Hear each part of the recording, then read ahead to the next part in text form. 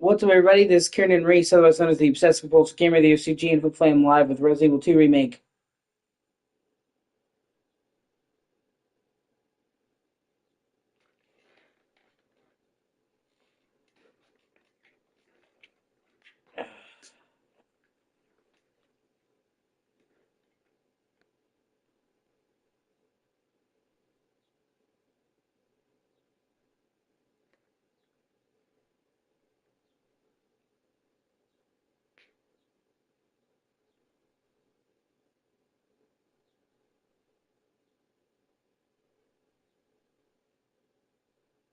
Hey, Dustin Broffman.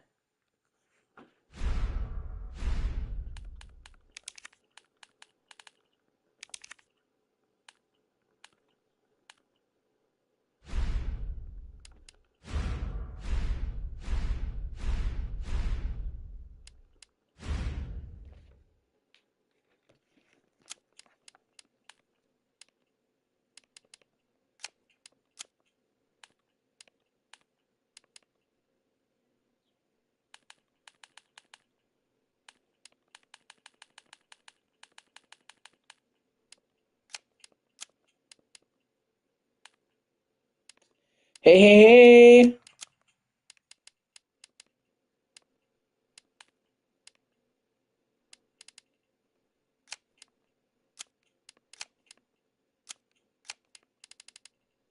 Yeah, it's kind of crazy. Big news today for Resident Evil. Well, kind of, depending on how you view things. Hold on a second. Uh, there's been, like, this misconception that, like, Resident Evil 5 is secretly the best game in the series because it sold the most. Because in terms of sheer numbers, Resident Evil 5 sold the most.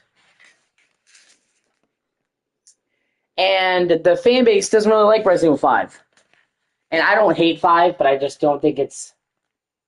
I wouldn't say it's the best game in the series. I think it's pretty good till, like, the last act, and then it goes down. It goes downhill in a major way. I've already explained this. But, you know, like, one thing that really upsets me is, like, people, like, will take the fact that it sold the most, and then they'll use it to, like, put in people's faces, like, look, it sold the most. Uh... And they kind of, uh, leave out the fact that one of the reasons why Resident Evil 5 had sold the most was because it was the Resident Evil game after 4. Like, it hardcore fucking rode 4's jockstraps. And I know, like, most people who played 5 came into it because 4 was so fucking great. And, like, oh my god, this is the next Resident Evil Dead. Like, the expectations were, oh my god, they're going to deliver a one-of-a-kind fucking game. Uh, you know, and, like, you have to, when you're talking about the facts, you can't just say that shit in a vacuum. Like, if you think that GTA 6 isn't riding the coattails of GTA 5, and that's why it's going to have the biggest launch ever, I don't know what to fucking tell you. Like, you have to be honest about that. 1 second, I'll be right back. But, no, yeah, just give me 1 second. I'll be right back.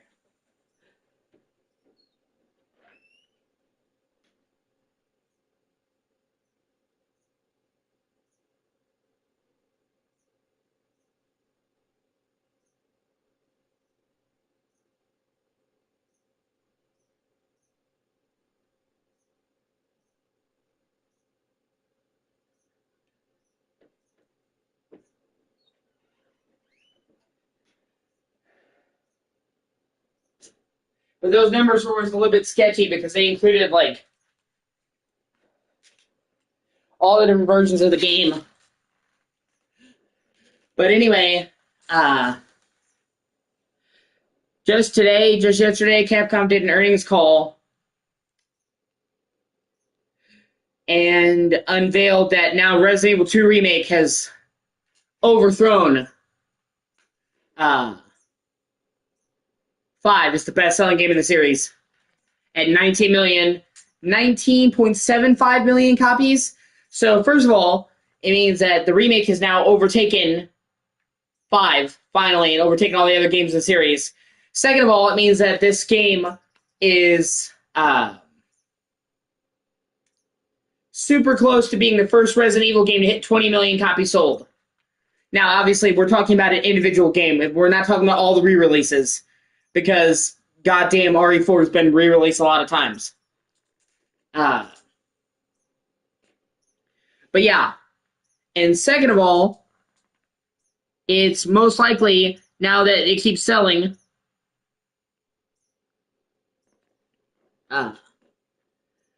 is going to be the first individual RE game to hit 20 million copies sold. Like I said, now it's a matter of time. They're like 19.7.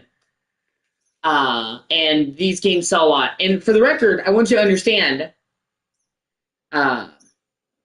RE2 Remake in the first year of launch sold like 3 million copies. Okay, so like 90% of the copies of RE2 Remake that have been sold have been cumulatively over the years. And that's one of the things that's really good about Capcom. In their games, they continuously sell. Because, for most games, you get most of your sales in that launch window. And then let's be generous and say that first year. Then your game's kind of done. You might sell a couple copies here and there, but you're going to sell like 95% of the copies you will ever sell in that first year. But like virtually all of Capcom's games have sold well cumulatively over a long period of time. Hold on a second, I gotta adjust my chair. Like I said, only like 3 million copies of the 19 million that RE2 Remake has sold were in launch year. So honestly, RE2 Remake sold better in its 5th year than it did in its first. And that's like the other RE games as well. Like, hold on a second. Let me do my O.C.G ritual real quick. God damn it, I'm about to say next. Which I do the prayer. I don't look at the camera. It's not a lack of faith in you. It's just me having anxiety. God damn it, what you mean. God damn it, normally. God damn it, not cursing for anyone else. God damn it, Jesus, please listen to my words and intentions, not my thoughts. And do me 4 favors right now, please. 1, please carry things and do strength. Please do this and do me safe from getting closer to man. 2, please do start off next. So we'll start now. 3, please do me okay. Sorry about that. Mostly got real bad. Anyway, but they also revealed some stuff that's even better. For example, RE4 Remake has sold 16 million copies.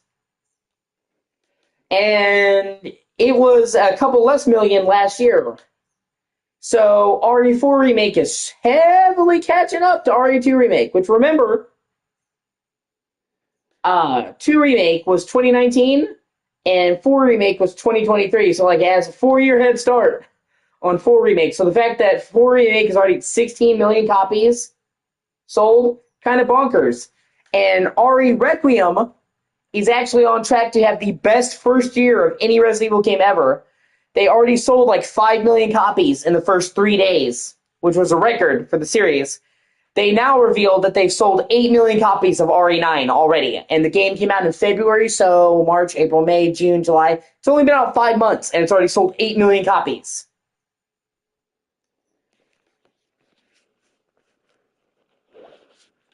I think you're talking about RE3 Remake that's controversial. I didn't really hear anything about RE2 Remake being controversial. I thought it was universally beloved when it came out.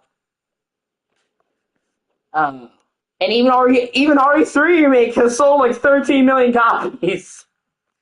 Kind of crazy. Legal site. Yeah, RE3 was the one that was very controversial. Some people like it, some people hate it. 2 is pretty much loved across the board, dude. You might catch a couple people here and there who say they don't like it, but it's very rare.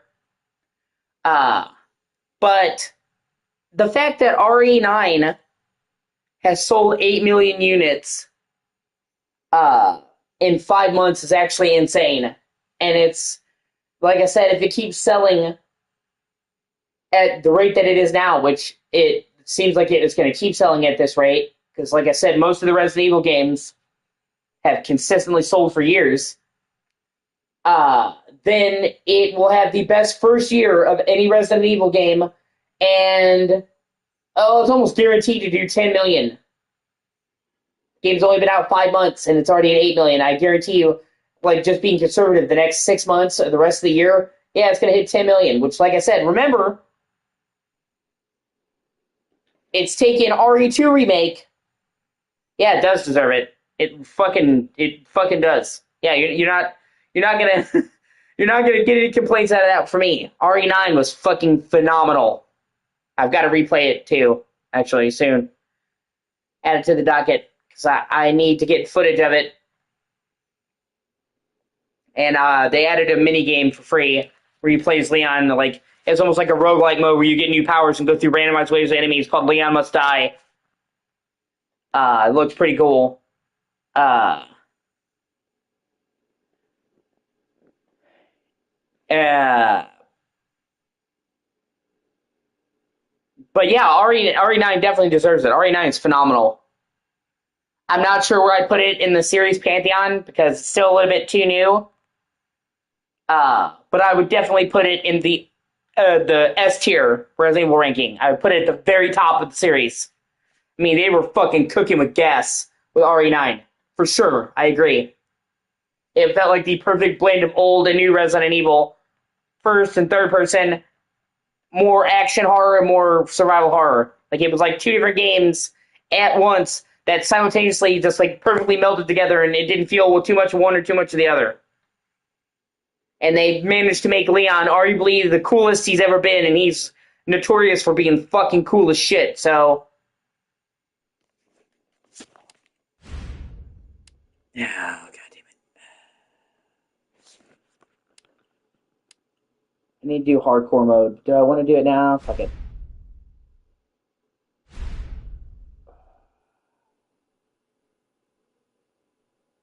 Already done. I'm serious, okay? I saw this with my own eyes. Oh, I believe you, buddy. I believe you. Just tell us a story. Tell us a story. Okay, well, it was last Friday night. I was walking home from the bar, and this woman started coming towards me.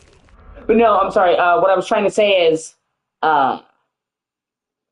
it looks like RE9 is going to have at least 10 million copies sold in the first year. And by comparison, RE2 Remake is right now the best-selling game in the series. It took it 7 years to get to almost 20 million. And I would say conservatively, RE9 is going to cross 10 million this year, and I would honestly probably say more than 10, because it's already sold 8 million copies in 5 months. So it's got about half the sales in like 1 year compared to RE2's 7. So, you know, there's nothing to say that RE9 couldn't take it over and be the top. That's what I'm saying. Like, it's having the best first year of any RE game ever. She was staggering, you know, so I figured she was drunk. Whoa. Okay, tell us, be honest now. How many drinks did you have? No, man, I barely had a buzz on. Oh, come on. Look, just listen, all right? She got closer, and I got a good look at her. You had to see her eyes, her nose. Oh, and there's also a big-ass story DLC coming. We don't know when, but they've already confirmed there's going to be a story expansion for Resident Evil 9. And Capcom has said it's not going to be tiny. It's going to be a very large story expansion. So that's going to help sales. Her whole face, it looked like it was rotting. She looked like a corpse. Like a walking corpse, man. Sounds like my wife. I've never seen anything like it. I haven't been able to sleep since that night. All right, calm down, buddy. Calm down. Just, hey, you got to stay strong, okay? Don't give in to fear out there, right? Yeah, well, you got that right. If you freeze up around these things, they'll sink to... Also, I want to say another thing. Even this game wouldn't have done as good as it did without the Resident Evil 7. That's the thing. This game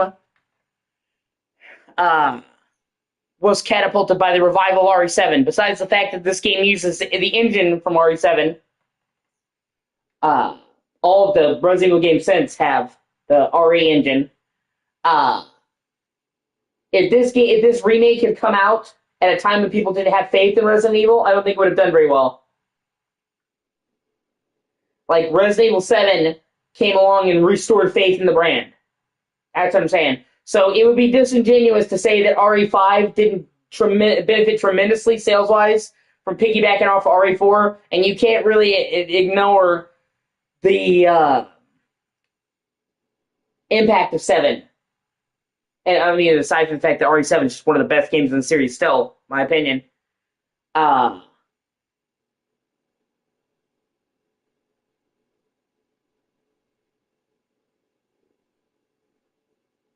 but, and like, it's weird too, because I see people try to argue that shit too. Like, RE7 wasn't that important. RE7 didn't save the series. They literally, the people who made 7 have literally said, Capcom told them, okay, RE6 was a fucking dumpster fire.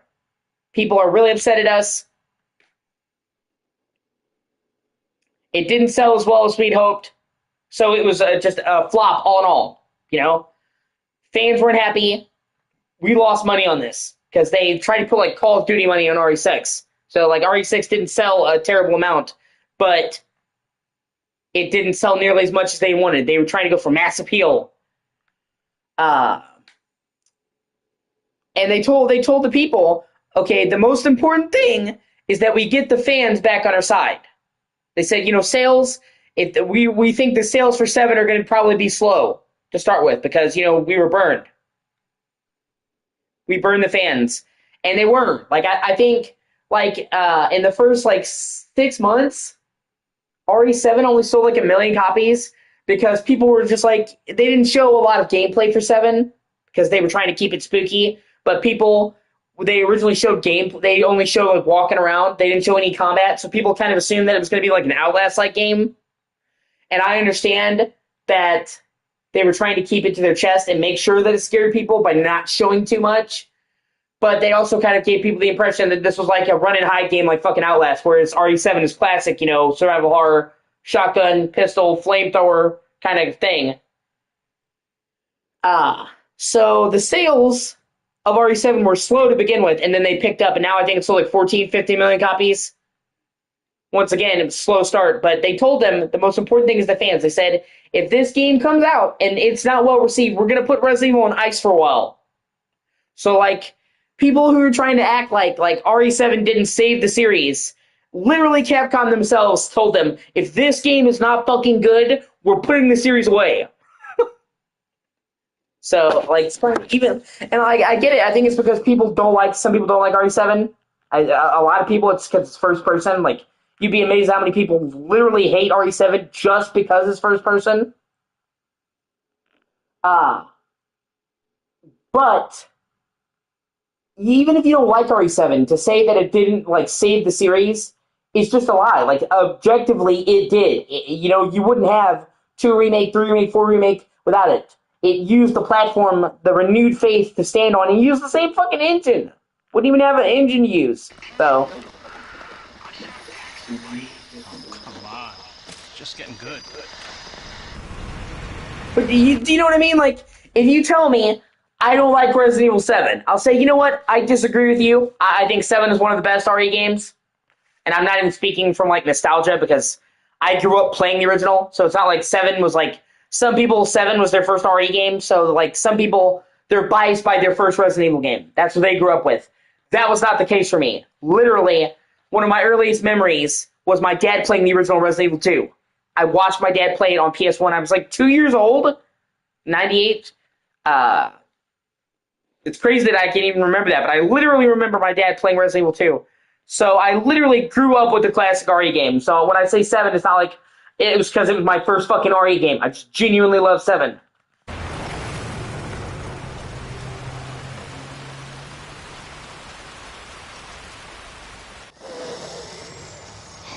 need some sleep. Oh, shit.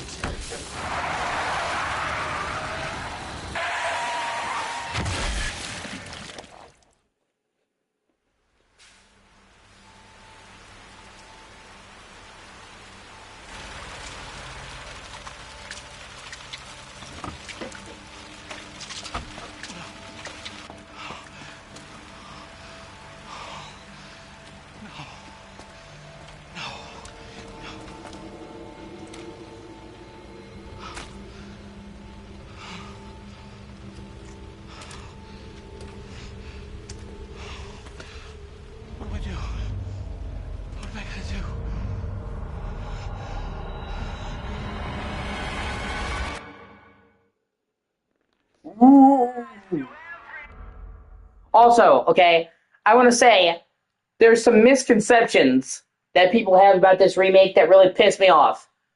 Where they'll try to tell you that this game is missing content, RE2 Remake is, and they're fucking dumb and it's not, okay? It does it in a different way. In Resident Evil 1, or 2, I'm sorry, 2, in the original Resident Evil 2, you had Leon and Claire. They were like, each one was a disc back in PS1 days. Leon was disc A, Claire was disc B. Their campaigns were mostly the same, other than some story stuff.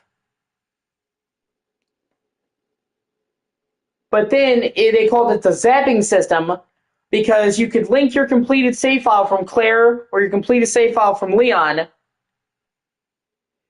and then play through it again, and it was called Route B. And that route took place afterwards, and it was more different than the original route.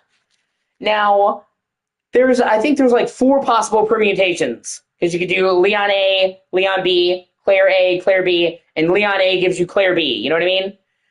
So there was replayability because there would be certain items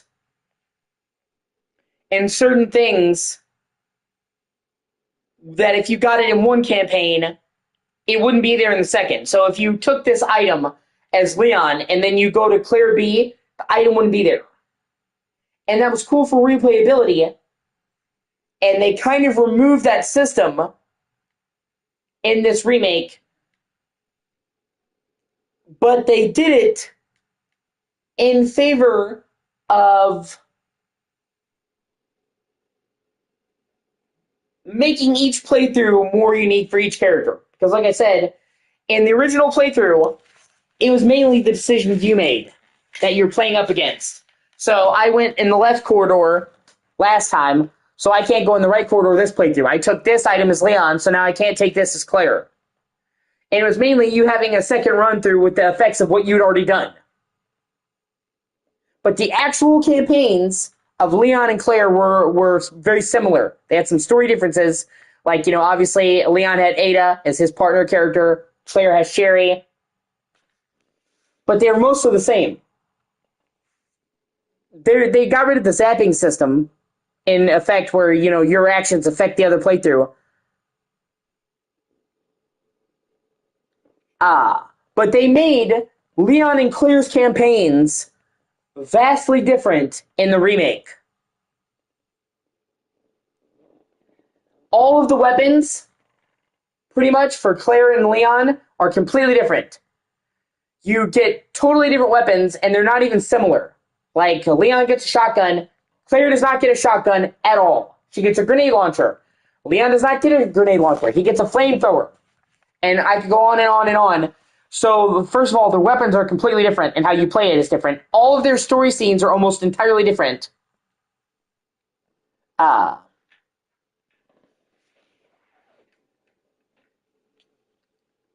enemy encounters that they have are different. Their relationship with Mr. X is different, which I'll explain more about that when it becomes relevant. Their final bosses are different, and they have a completely different section where you play as the other character.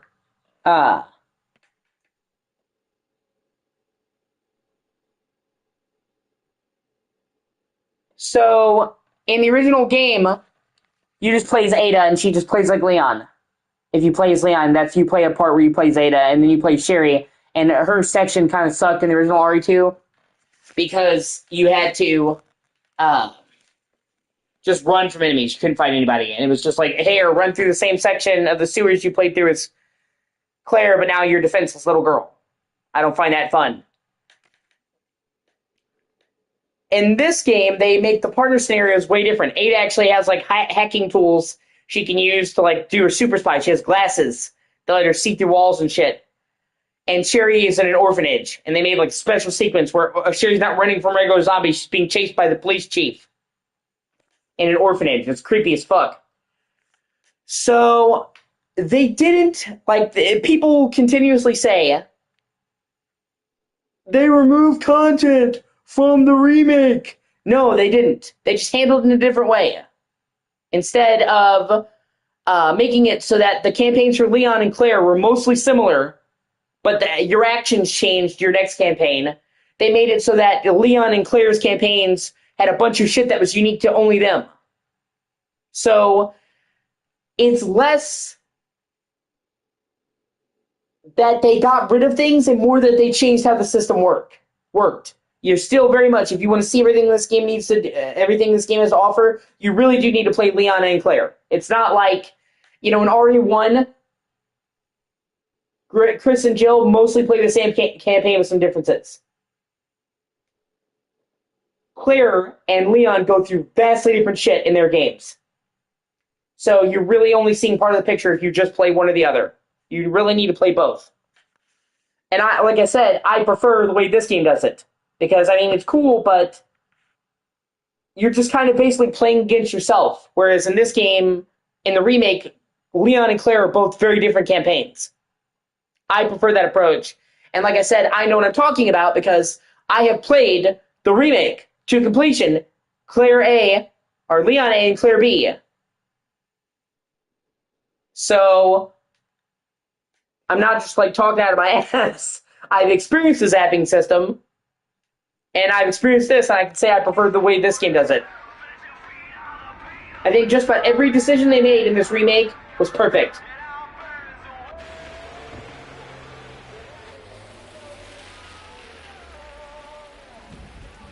They kept all the good stuff, they got rid of the bad stuff, and overhauled it, and they added a bunch of cool new shit on top.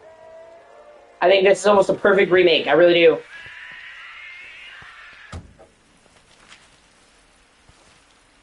And Nick Apostolates became the default Leon going forward. Because up until this point, they had used a different actor for every Leon every time he popped up. They had one actor for Leon in the original RE2, then it was a different actor in RE4, the original RE4, then it was a different actor in RE6.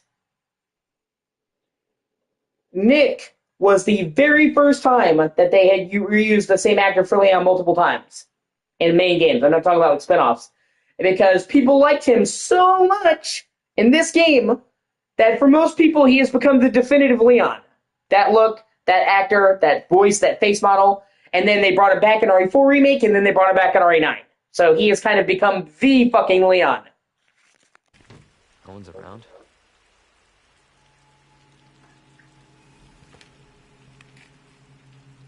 That's weird. Yeah, exactly. And he is Spanish. And he even used it. There's actually a part in RE4 Remake where Leon speaks Spanish. He never spoke Spanish in the original game, but he's talking to the villager and he actually speaks Spanish. And I watched an interview and he's like, yeah, I added that to the game because I could speak Spanish, so I thought, Leon is such a badass that he's probably multilingual. So, yeah, literally. And yeah, if you ask me, he pretty much has become Leon. When you think of Leon, you think of that face and that voice. And he even did the mocap for Leon. So he actually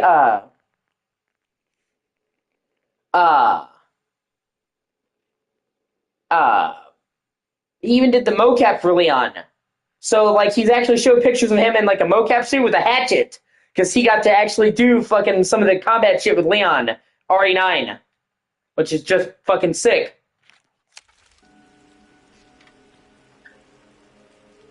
See, in the original game, Leon starts in his police outfit. In the remake, they figured he had never reported to the police station before, literally this was his first day, so he wouldn't be dressed in a police outfit when he hadn't gone to the station. Which actually makes a lot of sense. That's what I mean, it's just a smart change. So he starts out in his skivvies, and then you get the outfit once you get to the police station. So he still has the outfit, but I actually like the upgrade.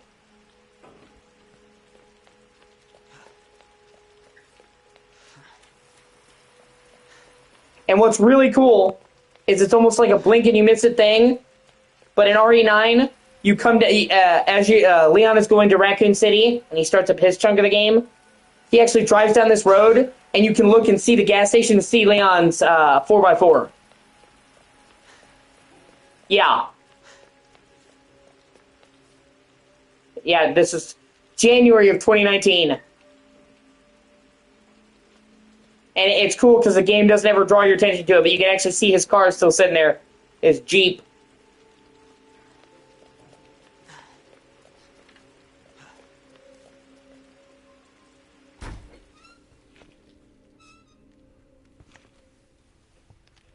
Hello? Anybody there?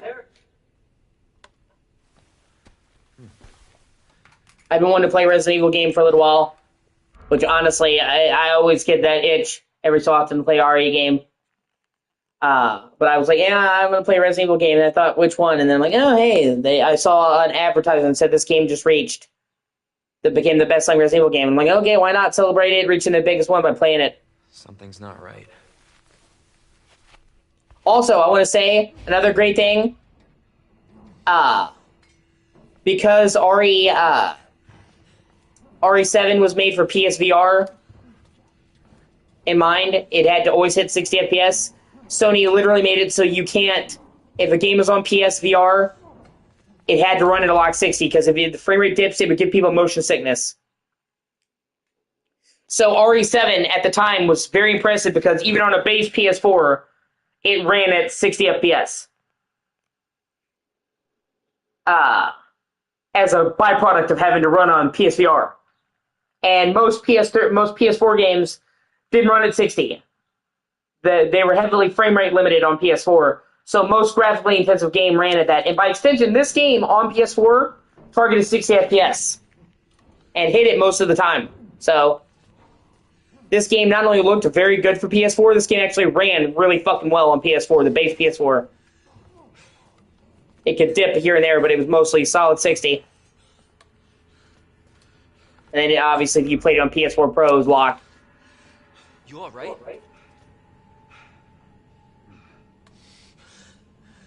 Don't move. I'll be back for you. And I actually love this beginning. This is another thing they did. They added this gas station to the game. This was not in the original RE2. RE2 has a very shit beginning. And what I mean by that is, when you first play RE2, you see the original RE2, you see the opening cutscene with Leon and Claire meeting and then them getting separated, and then they throw you in the Raccoon City streets with like 15 zombies trying to fucking eat you. Literally the second you touch the controller. And if you've never played a Resident Evil game before, and you're getting used to the tank controls, you're kind of fucked. And there's like an extended section where you have to run through like 5 different screens of zombies chasing you, and most people agreed that, like, you know, that was not a good way to open the game, because you literally don't have a second to process. You're just literally, the second you get control of the character, you're being hoarded. And a game that where you right? And most people, by the time they get to the police station, had already almost died from their health loss. Remember, these games are very stingy with ammo.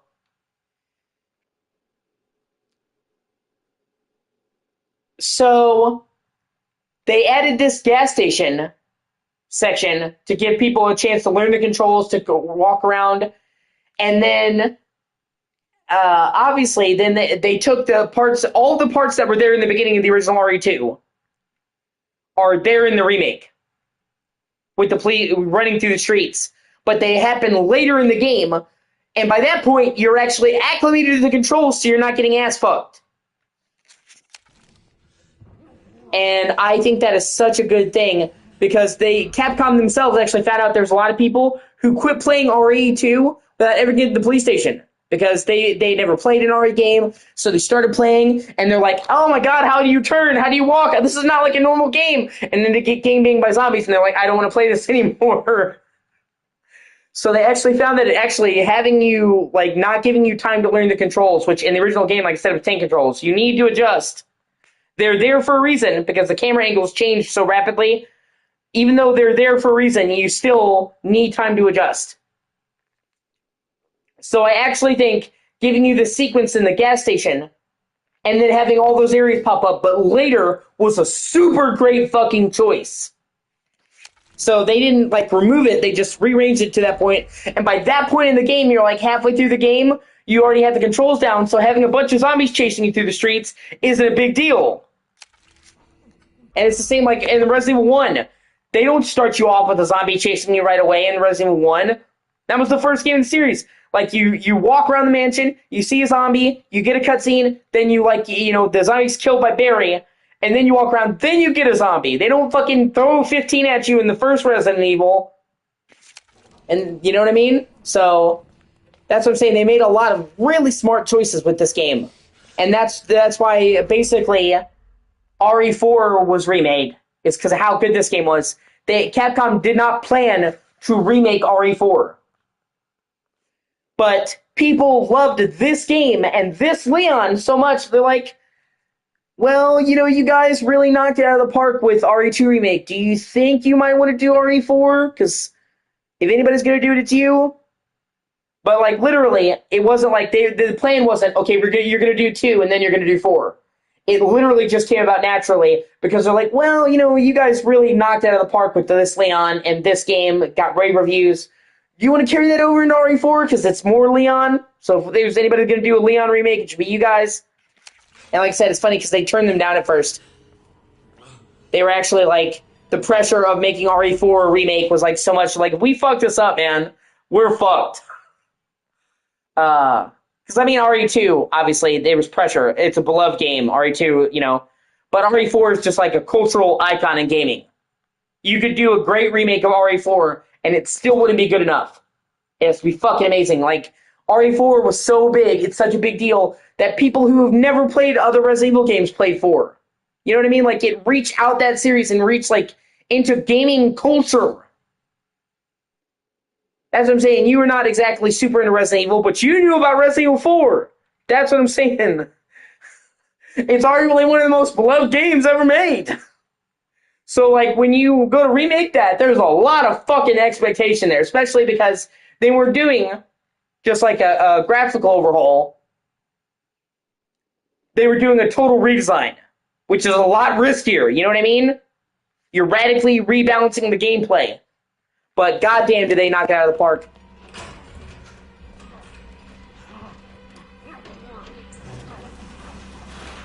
Stop moving. Officer, you need help? Stay back, sir. I got this. Also, they have really good gore in this game.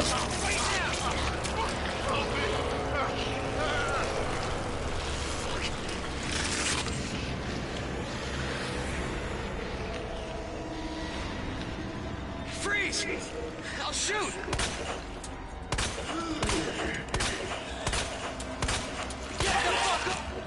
Shit. Yeah, and because I'm playing in hardcore, I'm already in danger. Fuck me. Son of a bitch.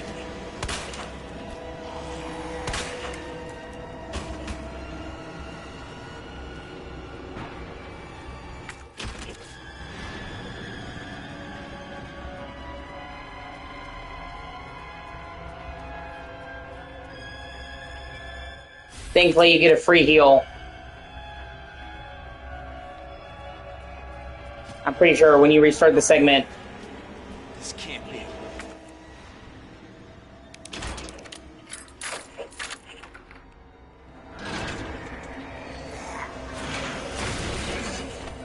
What the?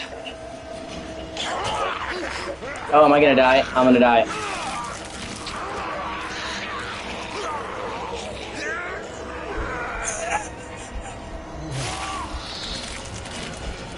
Oh, yeah, look at that gore. Neck jerky.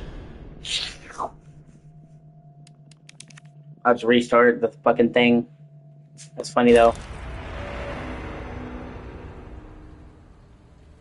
Yeah, they're not fucking around with,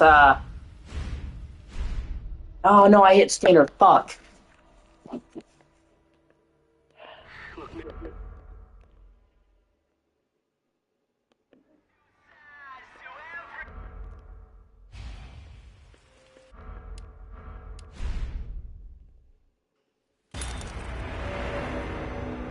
They're not fucking around. The hardcore.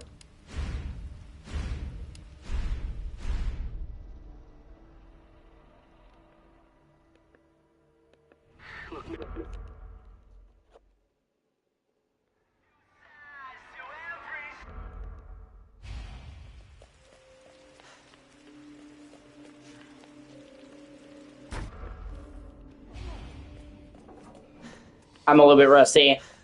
I actually have beaten this game on hardcore before, back on Xbox. Don't move. I'll be back for you. I originally got this game on Xbox because at the time I had an Xbox One X.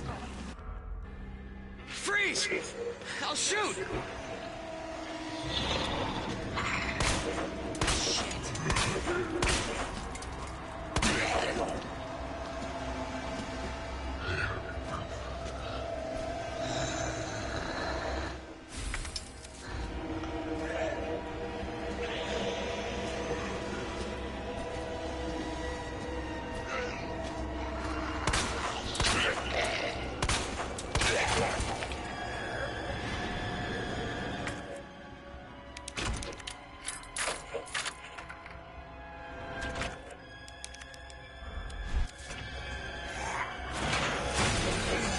What the?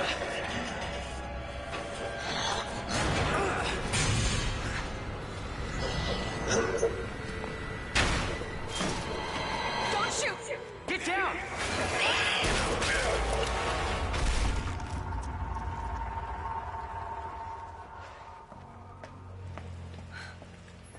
You alright? Yeah, I think so. Thanks. You can thank me later, when we're safe. Holy shit.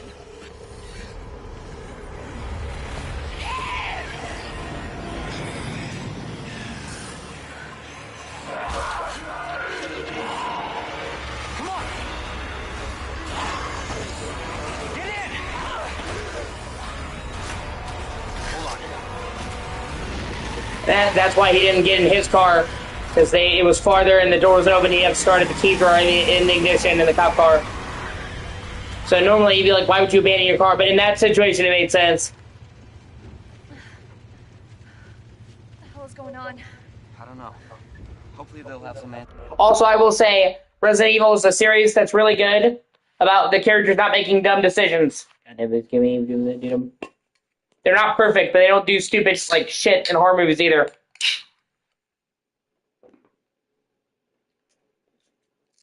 Of course, that's because they actually want you to like.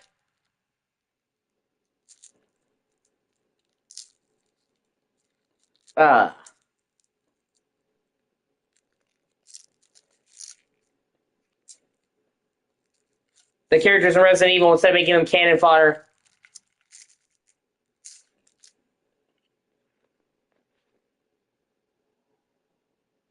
And a lot of movies, a lot of horror movies, a lot of shitty horror movies, they just want the humans to be cannon fodder for the slasher villain. That's actually the sign of a good horror movie. That actually makes you care about the people that die. This was at the police station. Wait, you're a cop? Yeah, Leon Kennedy. You are? Claire. Claire Redfield. Live around here? No. I'm looking for my brother. He's a cop too. Well, it's a good thing we found each other.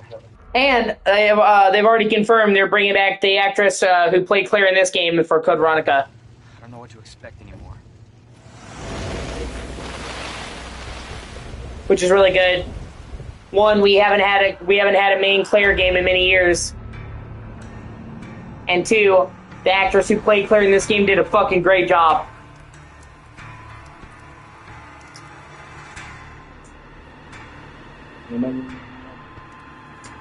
And Code Veronica is only like 4 or 5 months after this game, technically. It's like December of 98.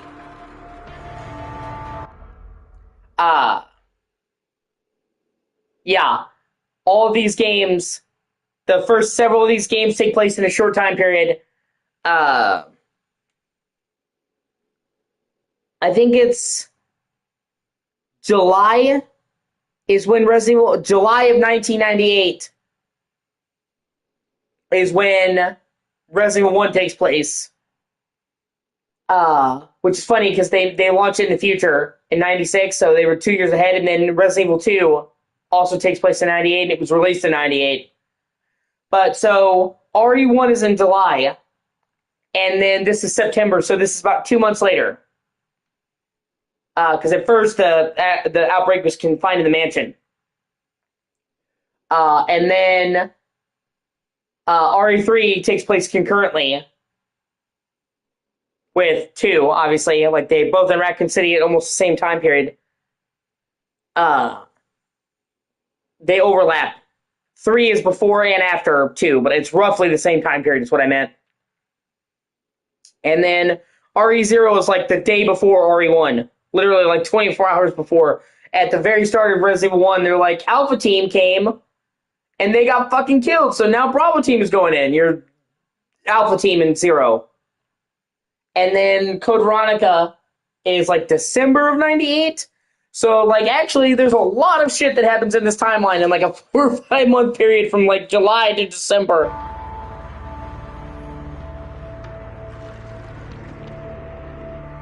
We're gonna review.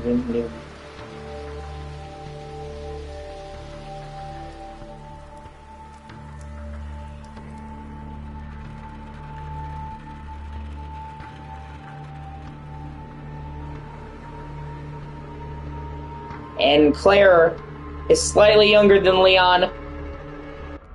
Leon is 21 during the events of this game, which makes sense because he's just joined the police force. You have to be 21 to join the police force in most parts of the country. And Claire's 19. So Leon was born in 1977. And Claire was born in 1979. So Leon is 49 during the events of RE9. And Claire in modern times would be 47. But she's still 19. And people are like, man, Claire looks significantly older in Code Veronica Remake when they showed the trailer. And I don't think it's that she looks significantly older. I think it's that they're trying to make her look more battle-hardened. Same thing with Leon. Like, if you look at Leon in RE2, and then you look at Leon in RE4, he's been through some shit, and you see it in his, like, mannerisms. The same guy, but they deliberately make him look older. More, world-weary, more battle-hardened. And Claire went through the same shit in this game that Leon did. So I think they're not trying to make her look older, they're trying to make her look more like she's been through some shit. Which she has.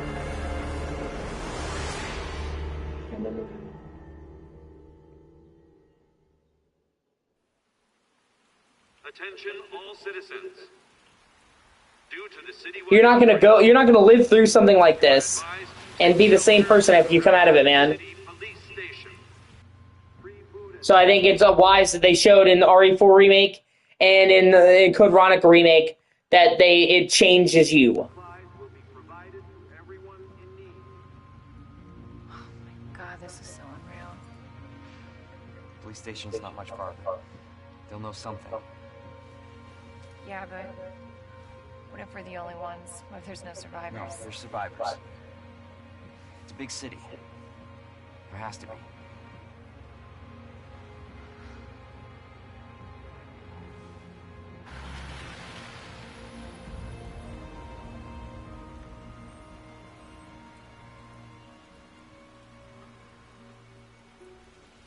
Looks like we're walking from here.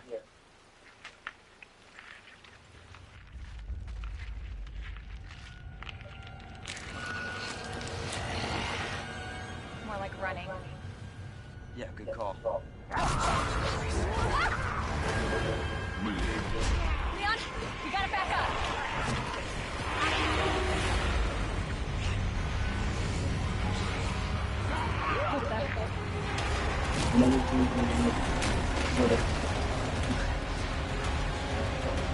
Holy shit. There, get out. Get out now!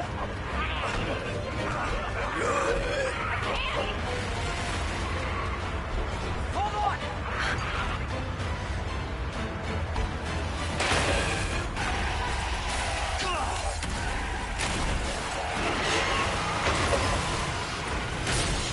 Which is pretty much how it goes down in the original game as well. They get split up by this tanker exploding.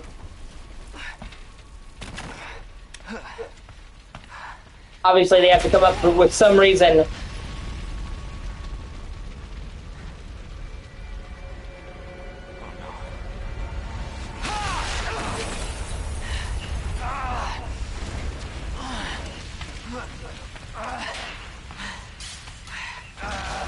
Why they're separated, basically.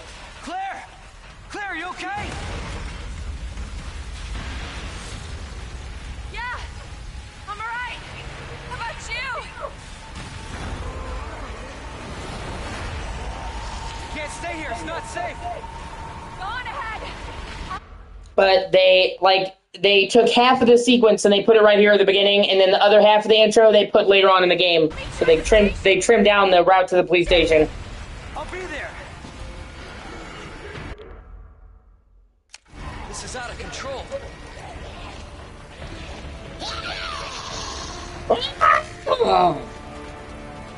You too, bitch. And you actually need to come back to this area Shit. It's everybody. in RE9 They've all turned. and see it like 30 years later. It's pretty fucking cool, honestly.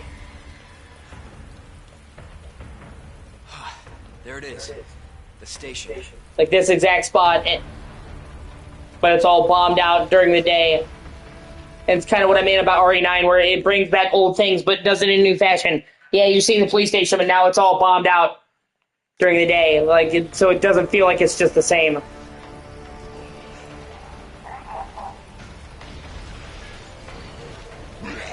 Bob and weave.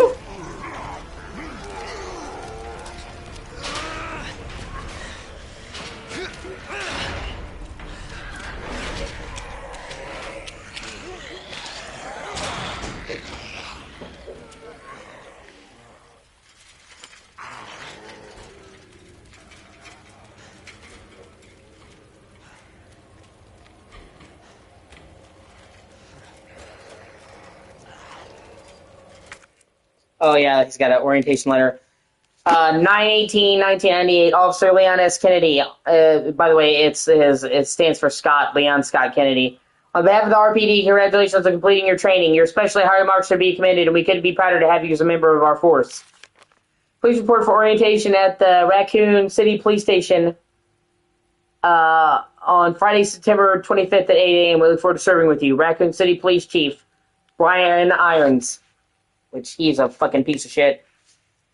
Yeah, like Leon got like especially high marks, which they talk about.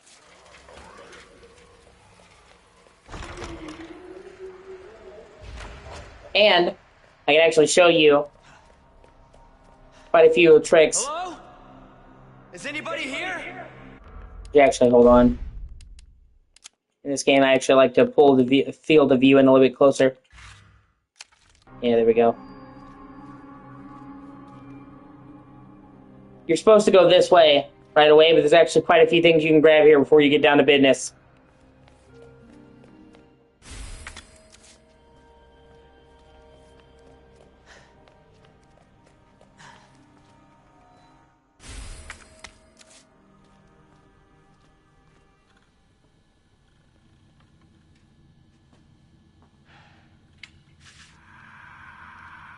There has to be someone here.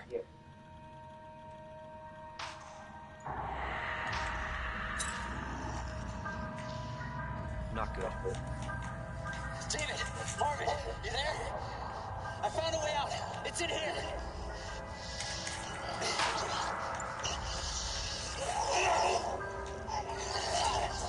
Send reinforcements. East hallway.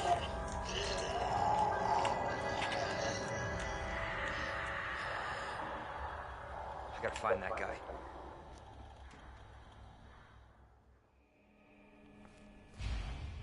So, for example,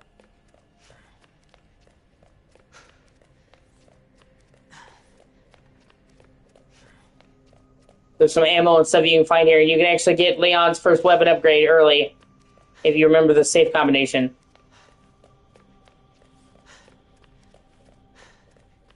You get some ammo right here. And obviously, if you're playing fucking on hardcore, you need all the help you can get.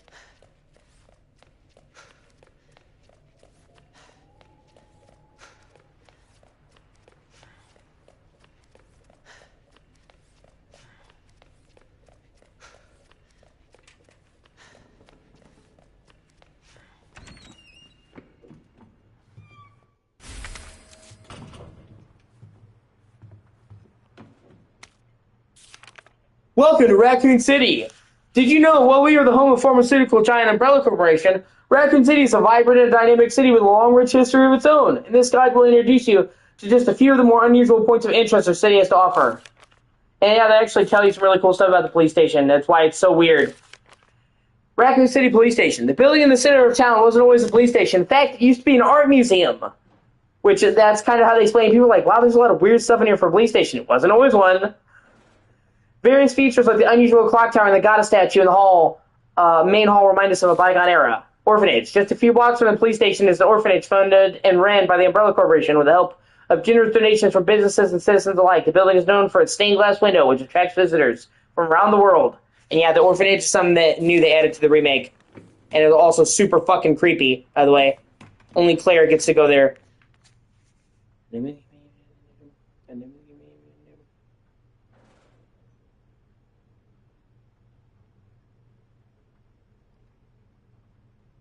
Hold on a second.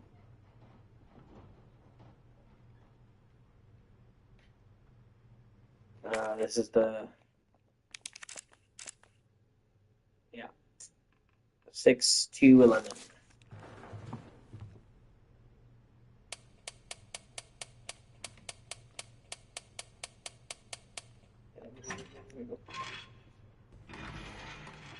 You get a muzzle brake for his gun.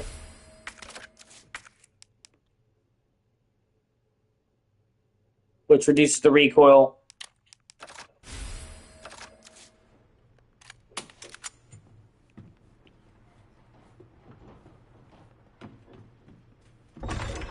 And Leon's pistol, being the Matilda, became a running thing throughout the series. You can get a Matilda in RE4, and RE6, and in RE9.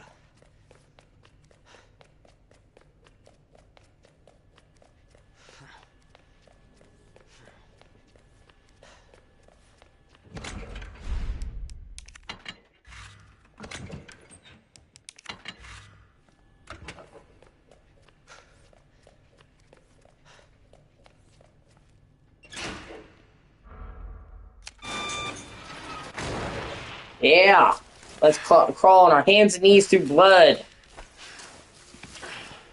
Ugh.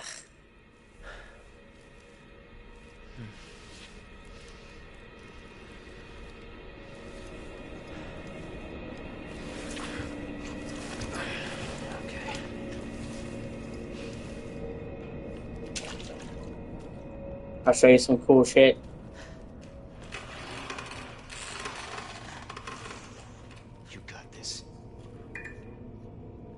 Excuse me. There's a press room. You can turn the light on here, but it goes out later anyway, so not much of a point, but, you know, why not? Some ammo you can find here. I think it's like right here. Yeah.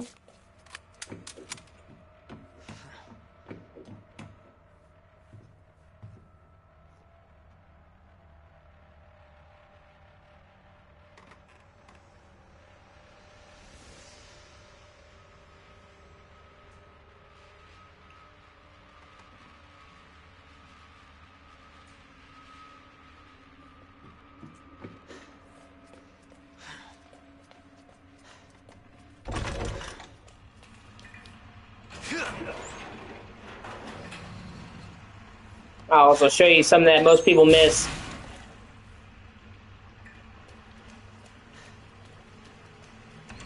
Most people miss there's a first aid kit in the bathroom, but that's not even it. That's one of the things.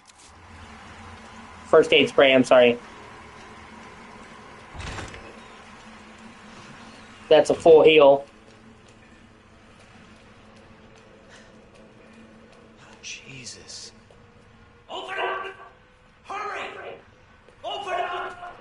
Open this goddamn door! So you gotta help this guy, and then zombies break through. Most people get attacked right here, and I'll show you a handy tip. I'll get you out!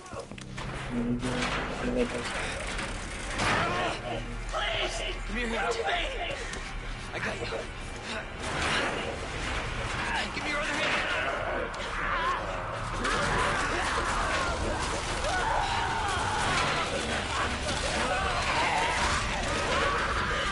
First time I saw this, I was like, what the fuck?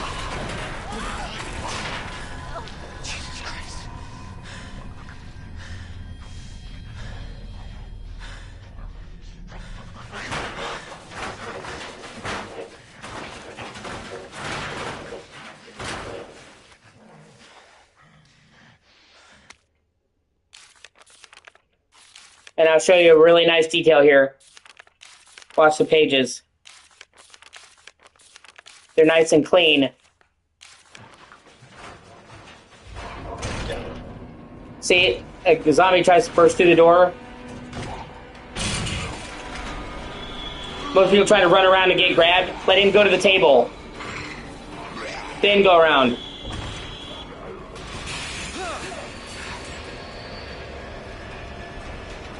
Now, most people are going to try to run past the zombie right here. You're going to want to pop both of them.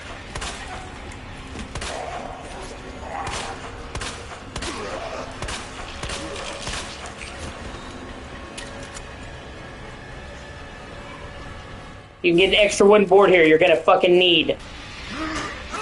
Shit. Oh, what a douche. Whatever.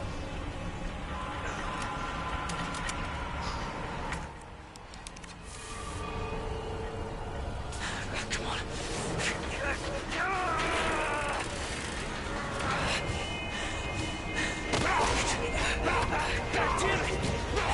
And now Marvin is one of the best parts of this remake. In the original game, he was a bit character that you briefly talk to as Leon and Claire, and then he like shoots at you and locks you out of the station. And then you go like he's in a room in the police station, he locks you out of and fires at you. He's afraid you're gonna attack him, and then you find him later and he's dead. That's all that Marvin did in the original. In the remake, Marvin has a much bigger role in the story, and he has one of the best lines in this game, and one of the best lines in the entire game.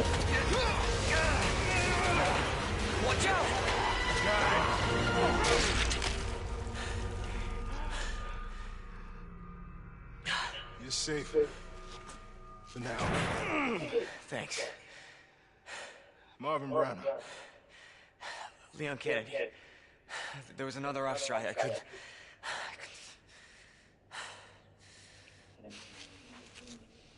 Here. I'm sure you did what you could, Leon.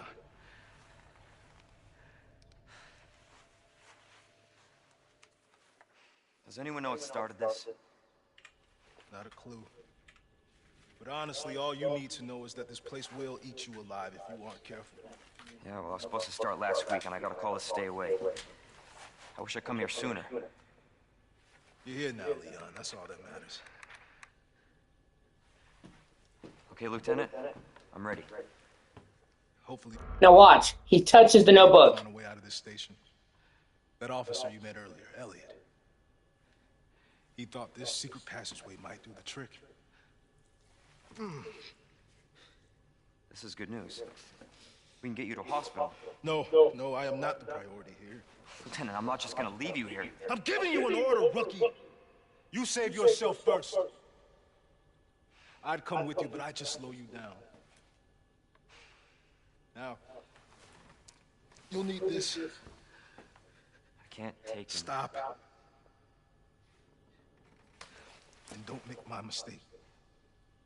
If you see one of those things, uniform or not, you do not hesitate. You take it out, or you run. Got it?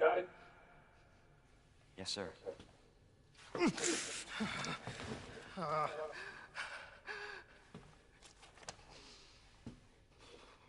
I said, that's one of my favorite lines of delivery. You do not hesitate. And like I said, in the original game, it's basically, oh, you're going to try to eat me, and he fires at you, and then he locks you out of the room. But then, if you go back and you read the notebook, you actually, well, hold on, in a little bit, you can actually see the bloody fingerprints that he left on the notebook. Let me see.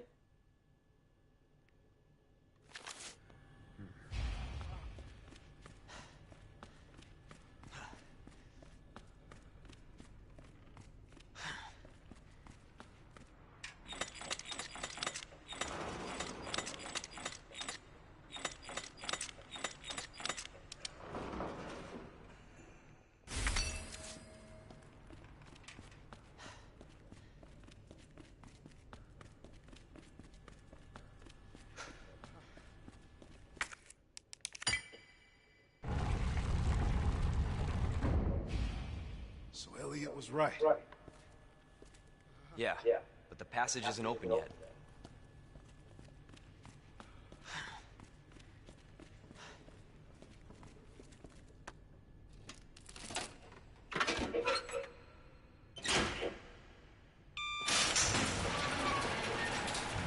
This is not how I imagined my first day. What did I say there, Leon?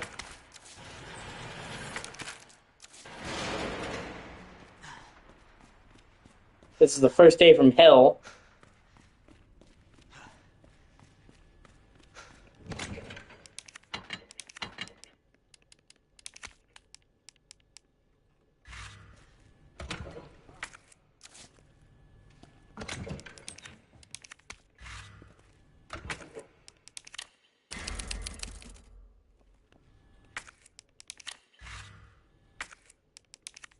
No, I'm trying to... Okay. Yeah, I prefer the remake.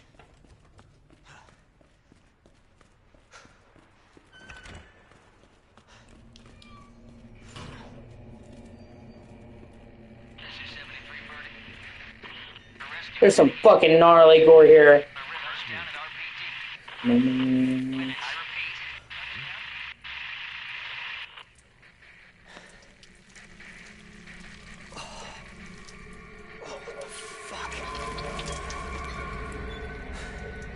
And see, one of the things that they did a lot better in Resident Evil 3 Remake was the story. And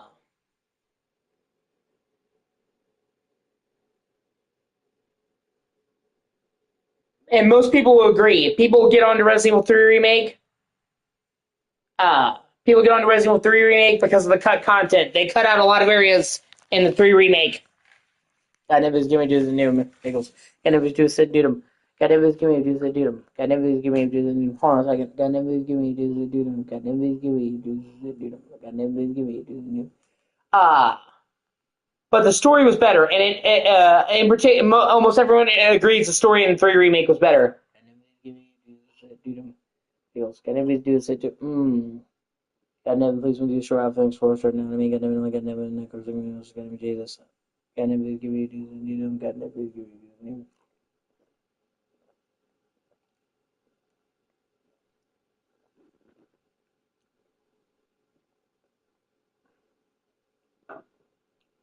Uh, 3 takes place shortly before and shortly after 2. So the first half of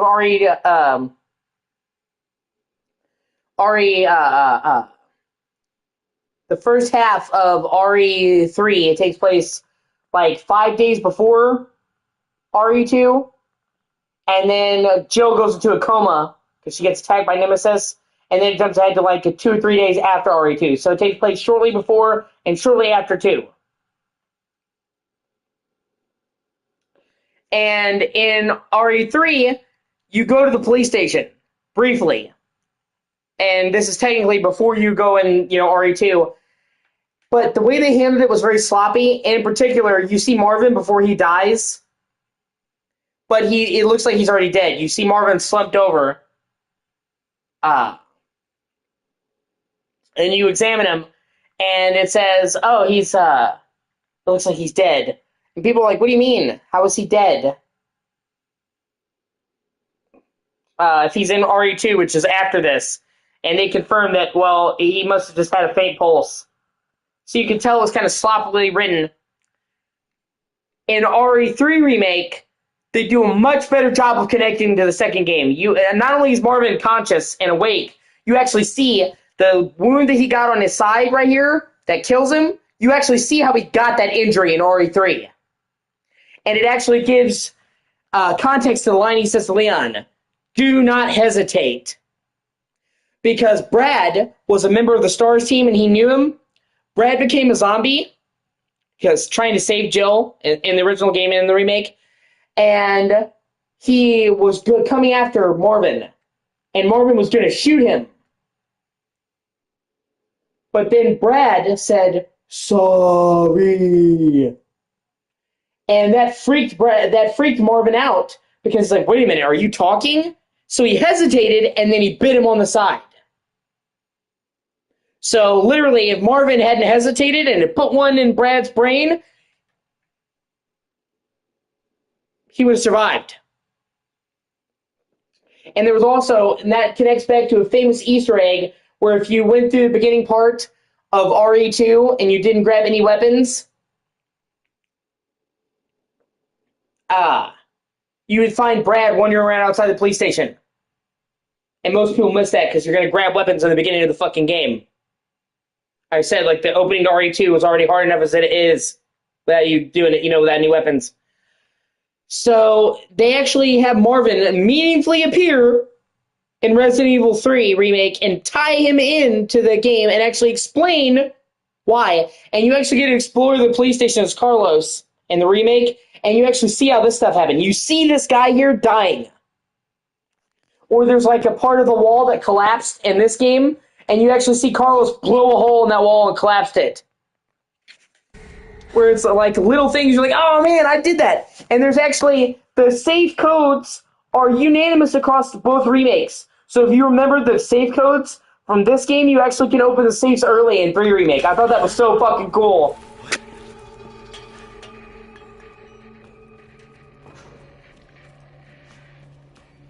You're going to want to put all your boards right here. At a certain point in this game,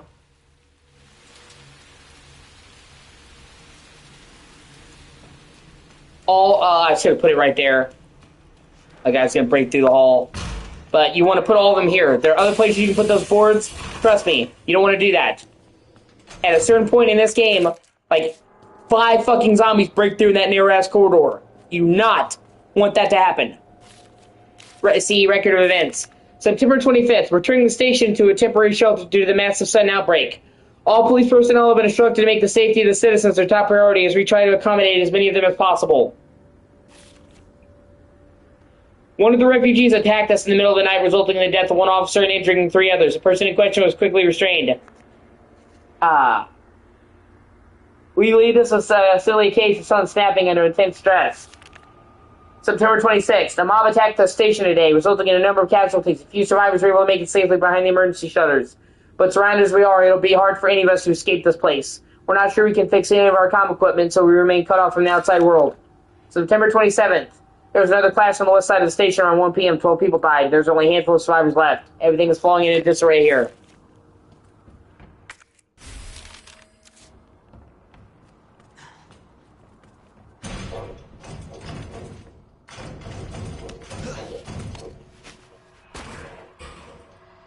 Most people miss. There's ammo right here.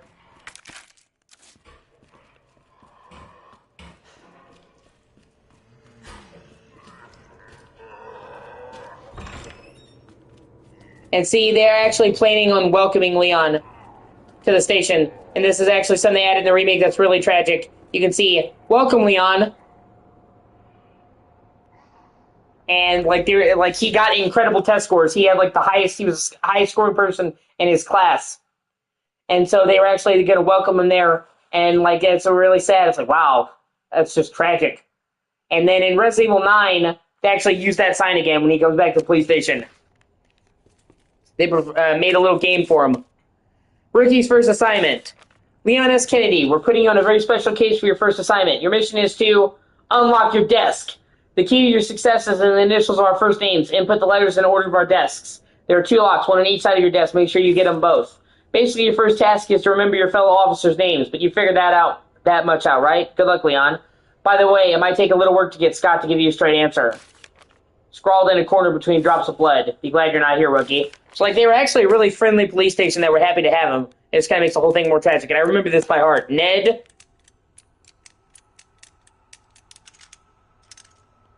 Merg.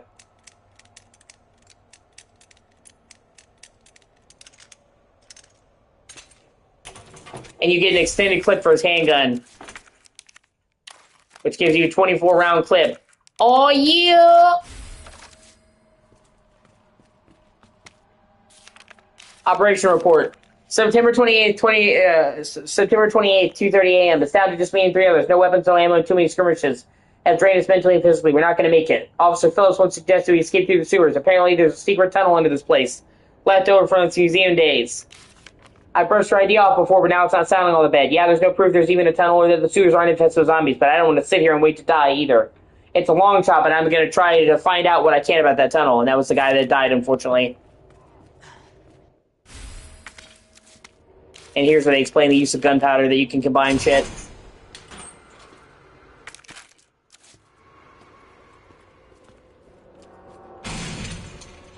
And then you can open this safe. I forget the combination, but I've got a guide. It's been too long. On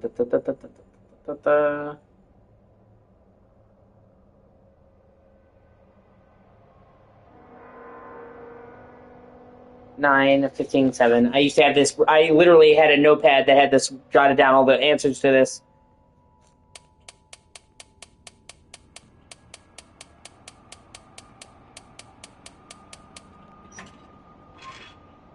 And you get an item thing that gives you 2 more slots, which, you know, you can't understate that, so.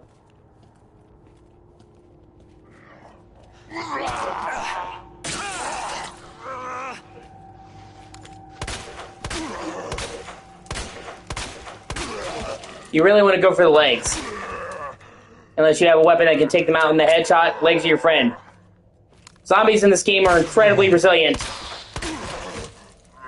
They had to figure out a way to make the zombies more intimidating, even though you can now freely move and freely shoot. In the original game, you were very constrained with your movement, and the zombies were built around that. So when you could freely aim and freely shoot and move around very quickly, they had to, how do we make the zombies? They made them super fucking durable. Many, many times, you will think these zombies are done, and then they will get back up. Okay? So let me tell you something. Unless their head is fucking blown off, they can still get back up. However, if you take off their legs, they're permanently forced to hobble around. So, unless you have a strong gun, like a Magnum or a shotgun to take out their head, you're better off popping them in the kneecap.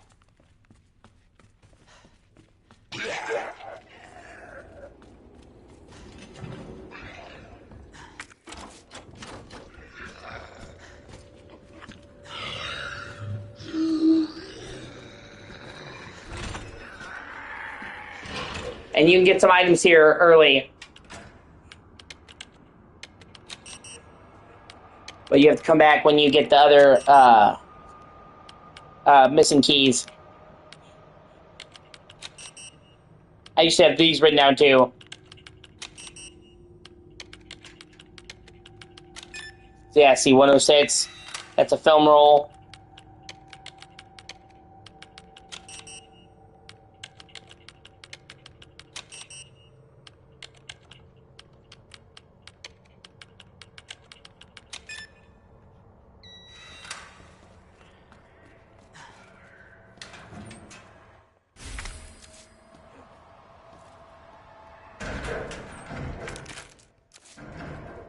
See, you come back here with the Stars card, and that's when you get shotgun. Which is Leon's bread and fucking butter.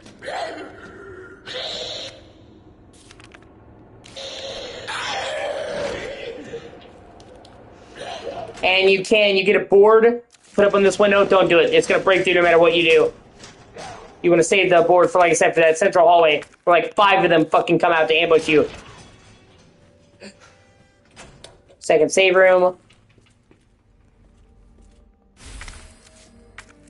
They also did something really cool in this game that they never did ever again.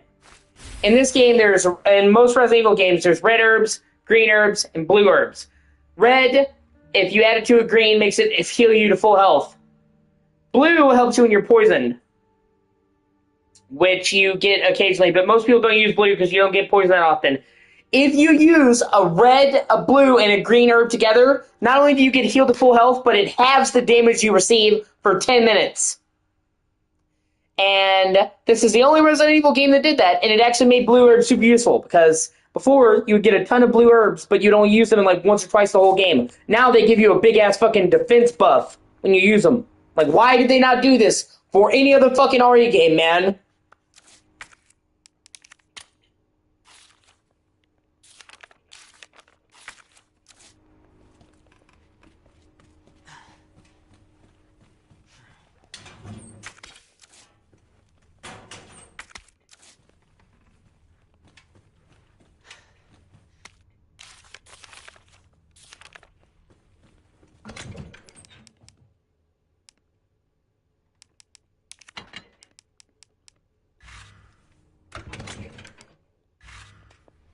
And fuck it. Let me save. I'm not trying to watch my amount of saves.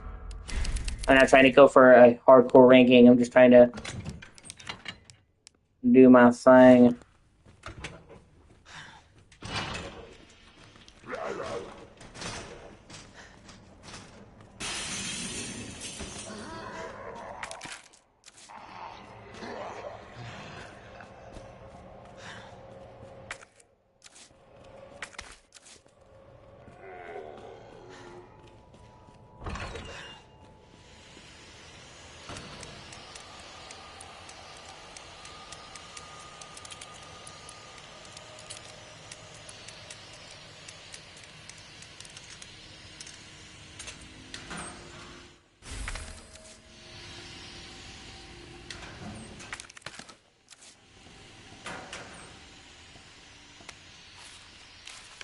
Yeah, these are a bit annoying. Using these gives you one of the keys to the fucking locker downstairs, but it's random in every playthrough, and you have to press these buttons.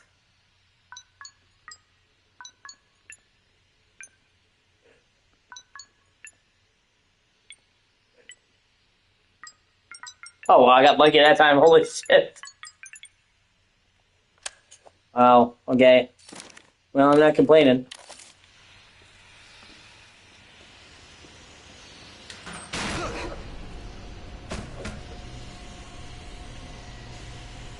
See this, like, there's a hole in the wall right here, and the steam thing? Carlos blew the hole in the wall right here. So they did it so your character's paths overlap across the games in a really fucking cool way in the remake.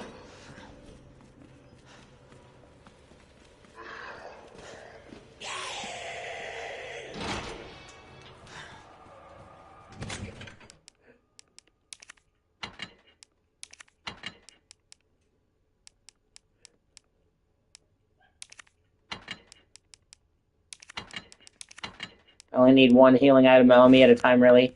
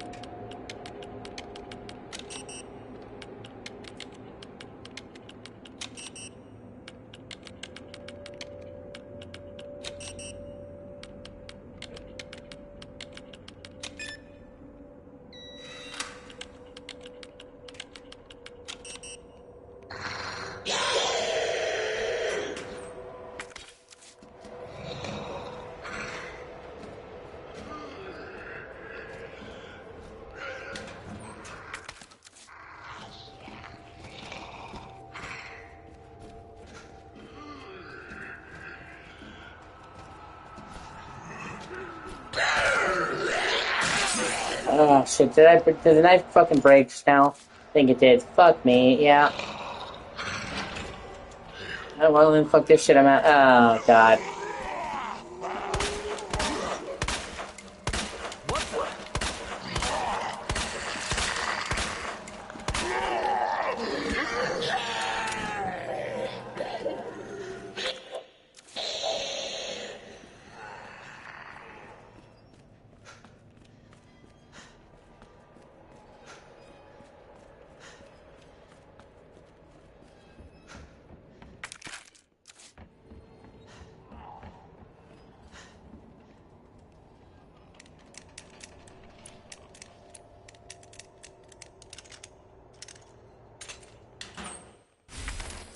Magnum ammo, even though I'm not going to use that for a very long time.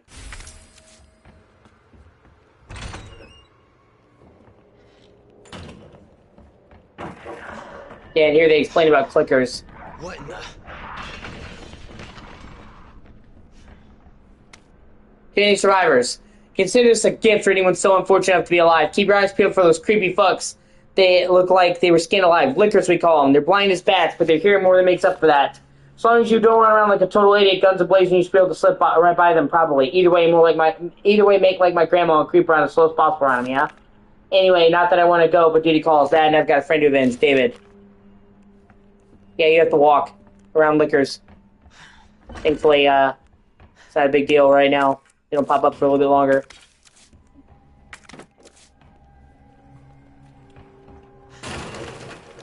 And you can actually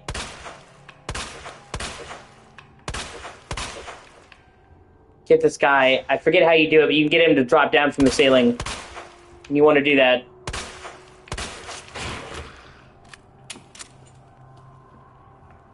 Because when you blow up, there's a part in a little bit that you blow this up right here to get into one of the medallions. There's a statue right there.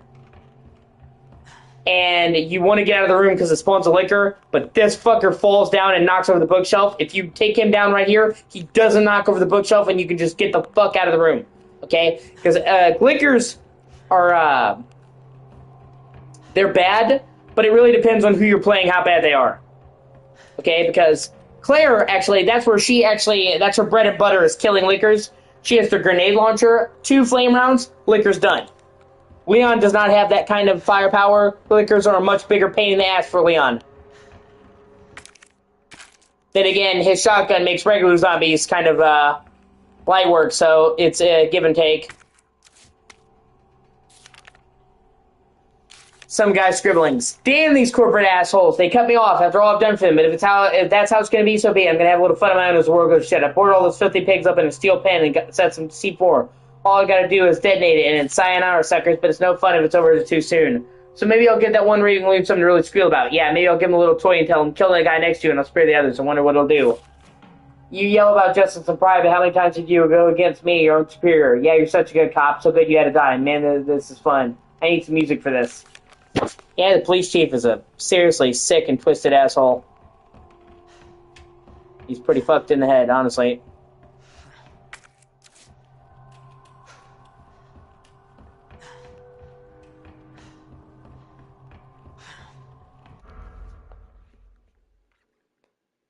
Like, he was a serial killer before shit went bad.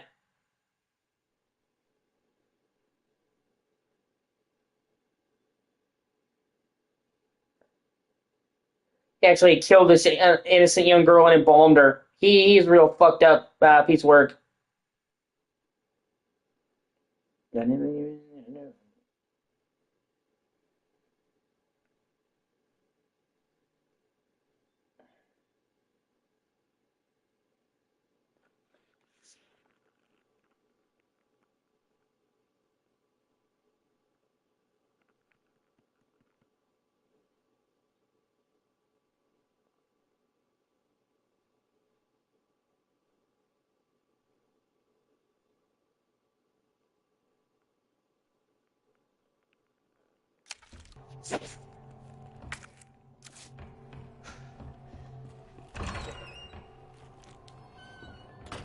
Leon, it's Marvin.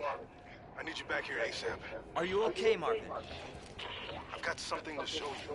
It's important. Copy that. I'll be right there. Also, when you try to go to this end of the room right here in the library, you'll fall through the floor. We're going to save that until Mr. X starts chasing us. You'll see why.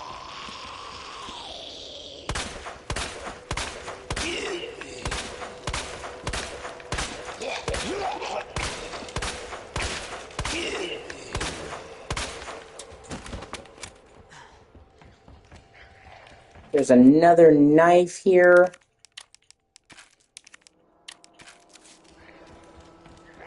As well as something you're gonna need here in a second. Hold on. Yeah, those 2 guys are eating each other right there. Good old cannibalism. But you need this.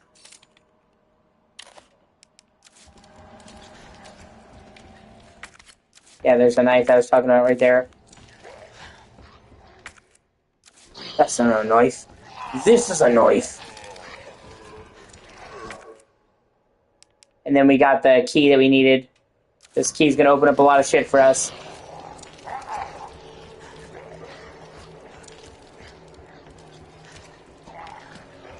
Really, bro? You good? Can you not?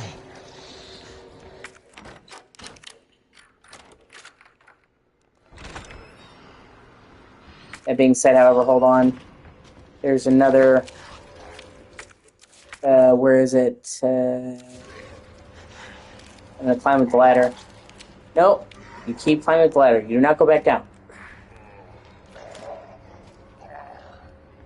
Like I said, don't go that way. No, I'm sorry, it's that way, right there. You fall through the floor. Like, we can actually use that to our advantage here in a second when when Mr. X comes after us. So, yeah, here we go. Map of the second floor.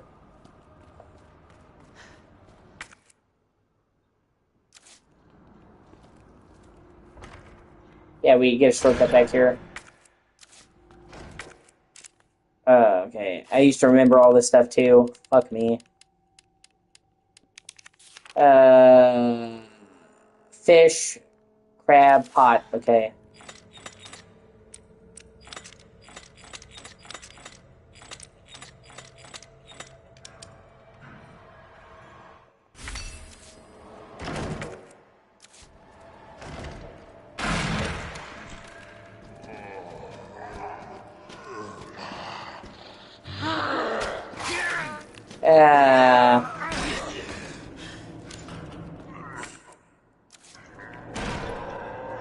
Oh, that's not good.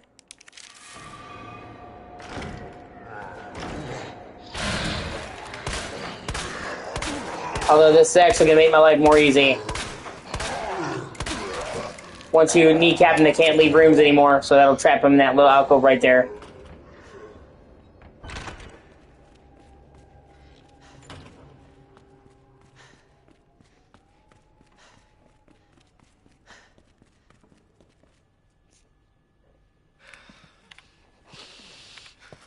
There you are. Come here. Yes. I knew she'd make it. You know her? Yeah. Name's Claire. I came into town with her. You can get to that courtyard. Through the second floor. East side. I'm on it. Thanks, Lieutenant. Now, there's some shit we're going to do before we do that, because when you meet Claire is when she, it gets a trigger that causes those zombies to break through that other room I was talking about.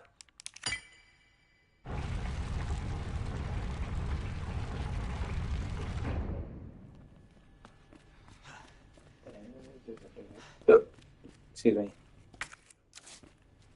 But first things first, what we're going to do...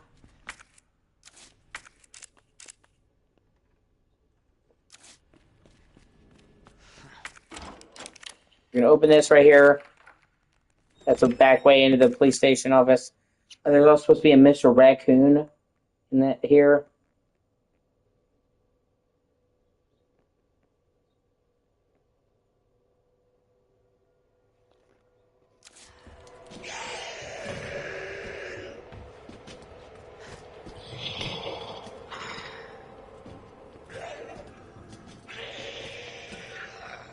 Ah, there that fucker is.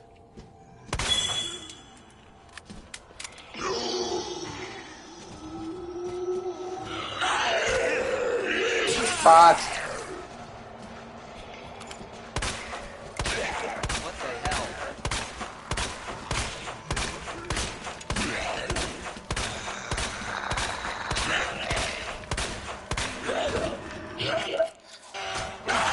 Are you kidding me?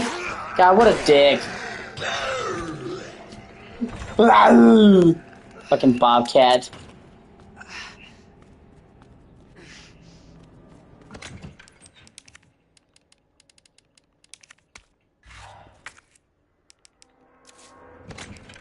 And we're gonna put away the magnum ammo because we're not gonna need that for a while. It'll be a while before we get a magnum. It gets us back to green. Grab the other wooden board that we've got.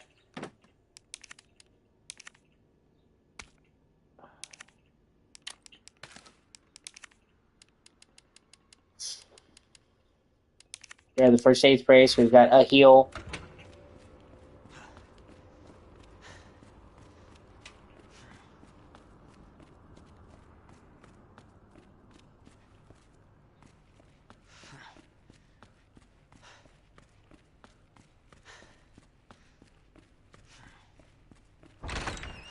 Now we use the key for this, and that should be the last use for this key. Allowing us to get rid of it and free up some space.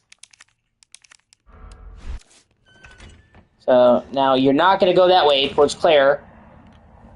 You're going to go this way. You're going to pick up the third board. Very important. And you're going to come here. That's the key card you need to get your shotgun. You combine the book with the hand, as the photo showed you. And you get a ruby, and that ruby will eventually get you the magnum, but it's not for a while, so we're going to put it back.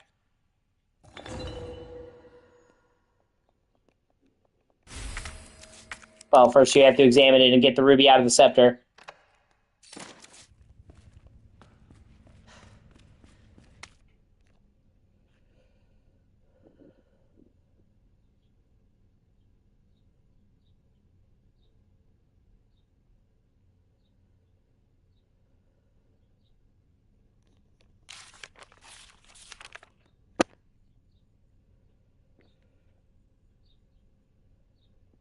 Okay.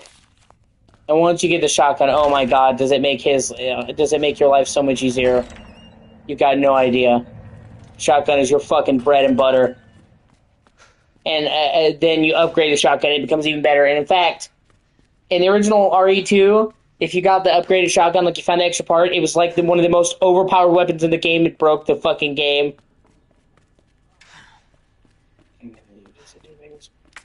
They actually had to nerf it in the remake. It's still fucking amazing, but it's just like, it was so fucking OP. In the original game, it was ridiculous.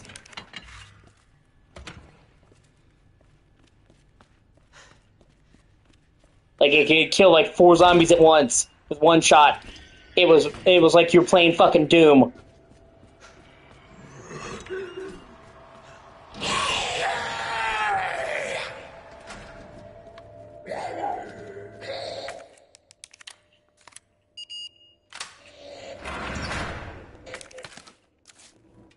Oh, my precious.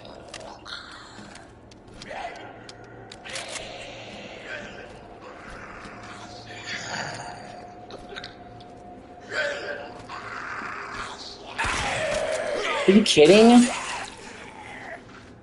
Yeah, whatever. And that's one dead fucking zombie.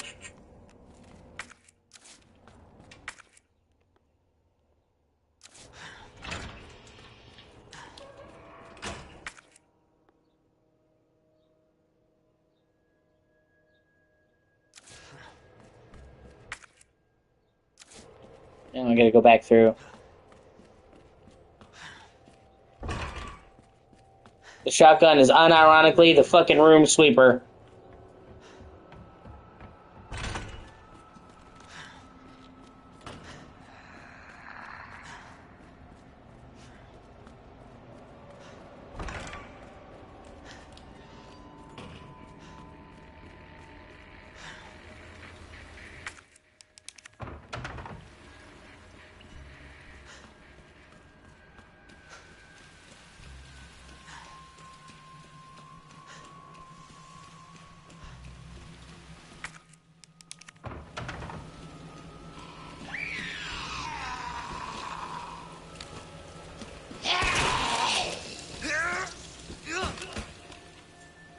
Get fucked, bitch.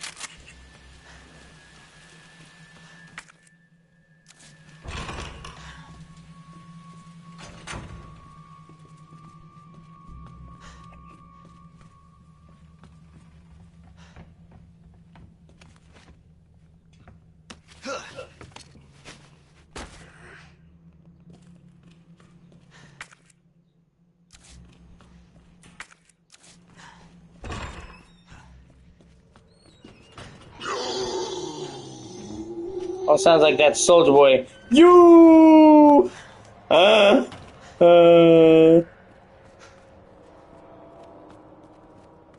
dum, dum, dum. So the boy tell them all. Oh god, that song is so terrible. That was everywhere when I was a little kid. Everybody was doing the Superman. Super Soul Ho. Oh yeah. Some songs are just terrible, but they're unstoppable.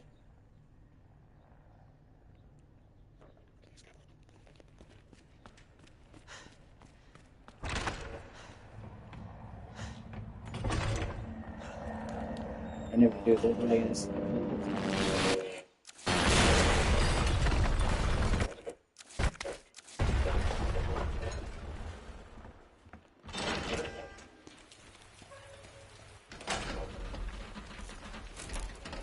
Hey! Leon? Hey yo, Claire! Claire! Hold on! I'll be right there! Okay!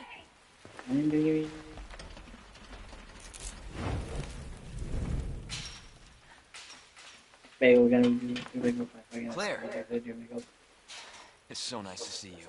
How are you doing? That helicopter just came out of nowhere. Maybe we'll have kind of argued that with her posture here. She's like trying to flirt with Leon. I'm guessing you don't have a key in one of those fancy pockets?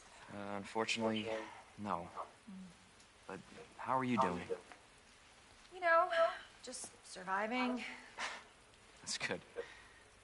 Any luck with your brother? Leon's got to continue the Redfield bloodline. Claire, don't lose hope. I'm sure we're gonna find him.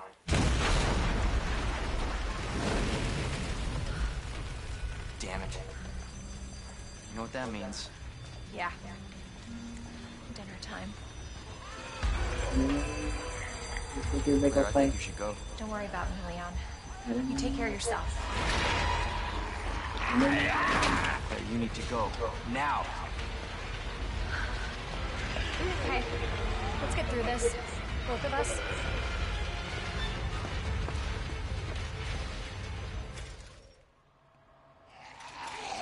Marvin? And here's where you get the, I'm surrounded by zombies.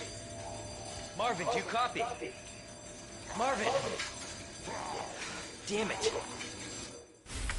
Here's where you get the bowl cutters.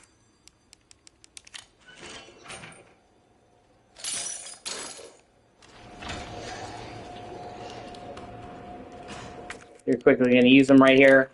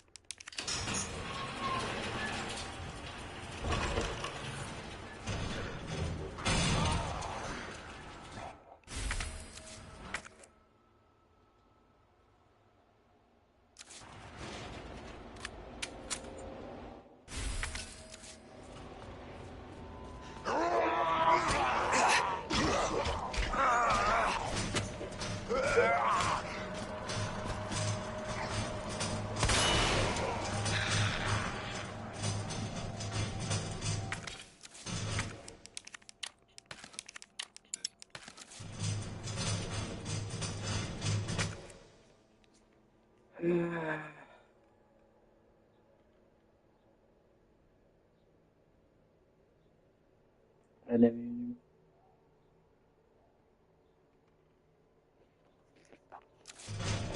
Okay, and I'm pretty sure that's there's ink ribbon here. Fuck.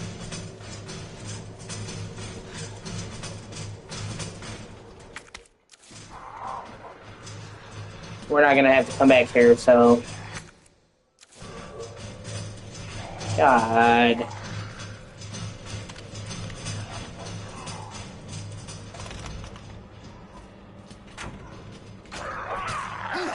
Fuck you.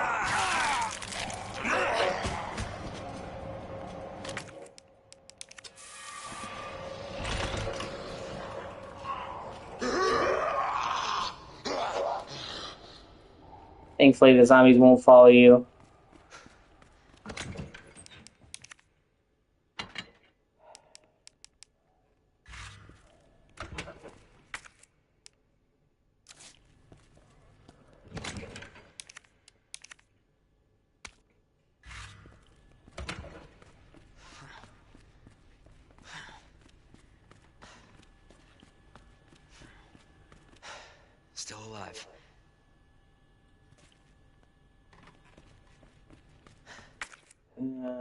We're gonna use the pliers.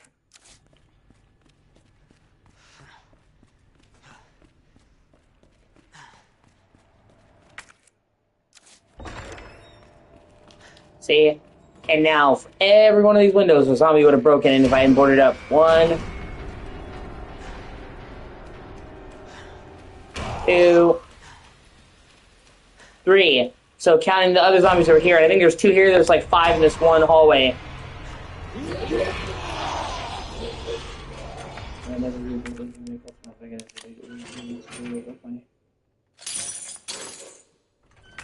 And that's it for the bowl cutters.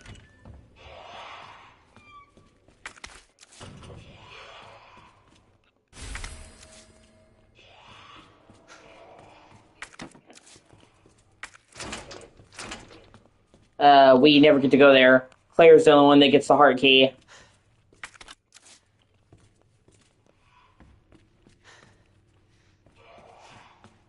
Whereas Leon's the only one that gets the Clover key.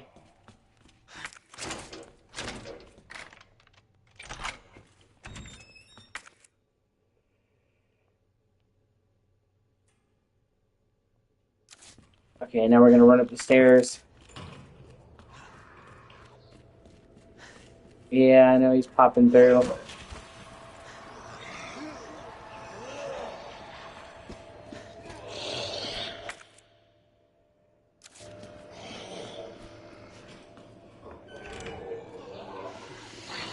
And we can use the handle right here.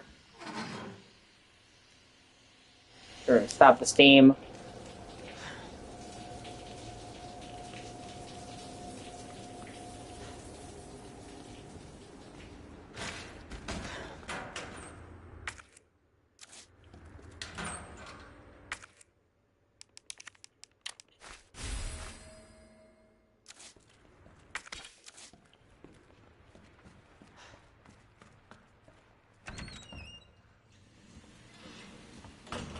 Now here's where you see the first flicker. Because once again, as long as you keep walking and not running, you'll be fine. What in God's name?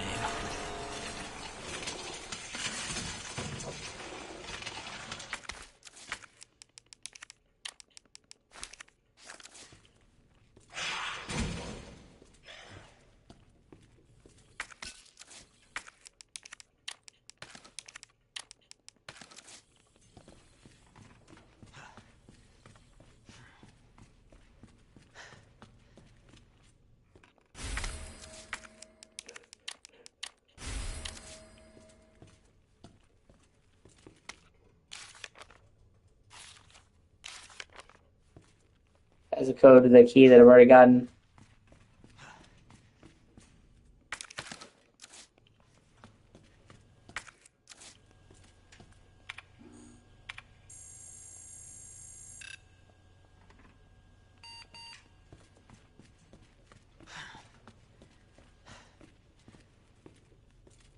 You find the first aid kit.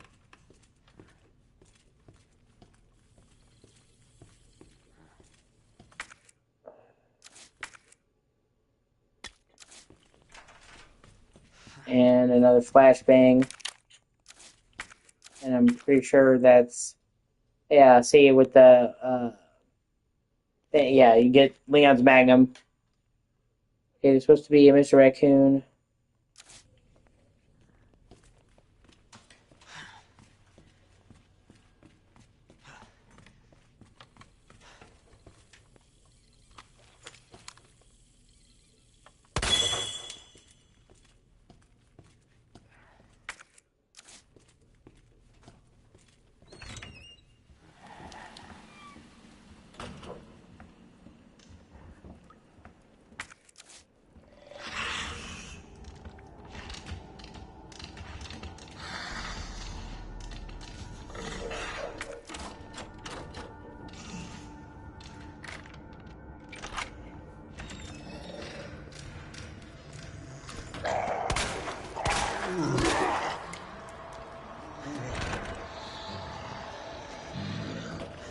And we go back up and around.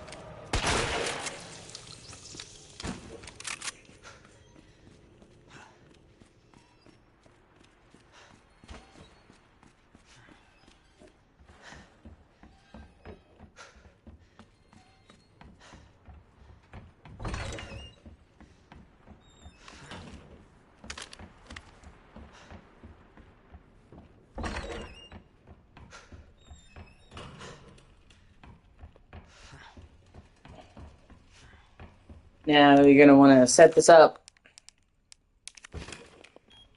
You're gonna hide back here.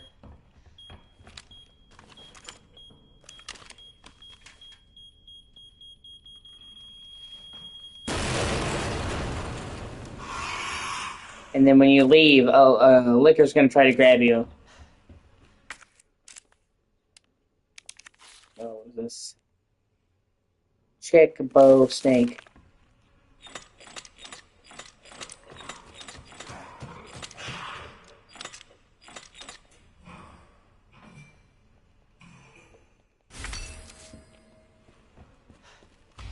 Have your grenade ready?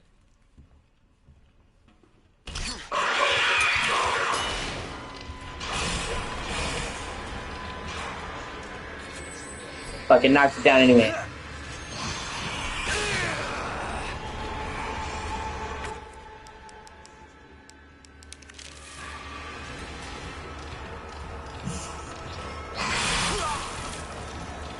Really? Are you fucking kidding me with this?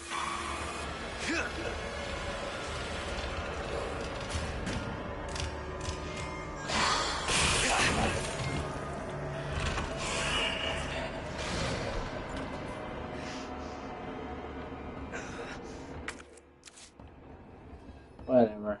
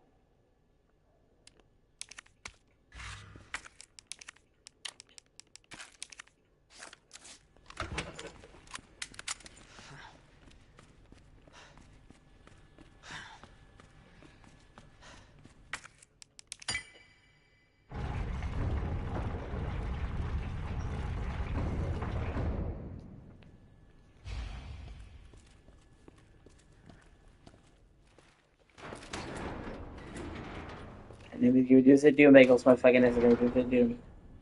Enemies give reduce the doom. Enemies give reduce the doom. So it goes underground. Huh. That's it. That's our way out. Lieutenant Branagh! Marvin! It's time to go. Hey, Marvin. We need to get you to a hospital right now. No, save yourself. Come on, I've got you. No! Look, we can still make it out of here together. You just can... It's too late. I tried, Leon. But I couldn't stop it. We can't let this thing spread. It's on you now. Just go. I understand.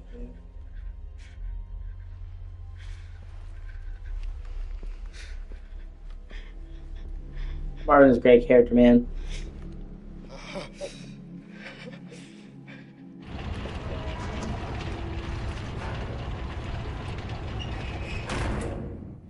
I won't let you down, Marvin.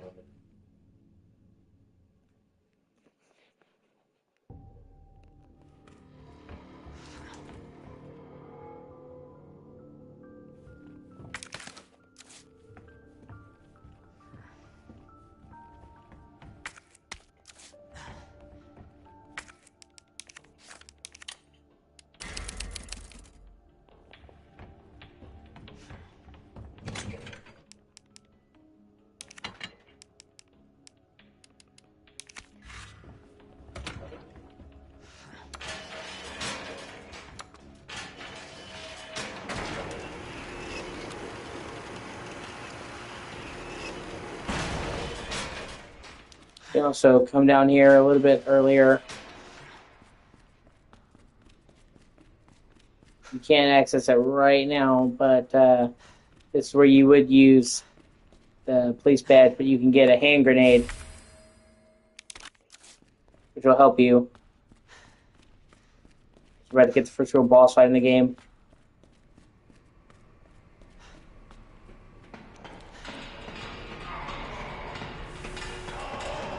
What the?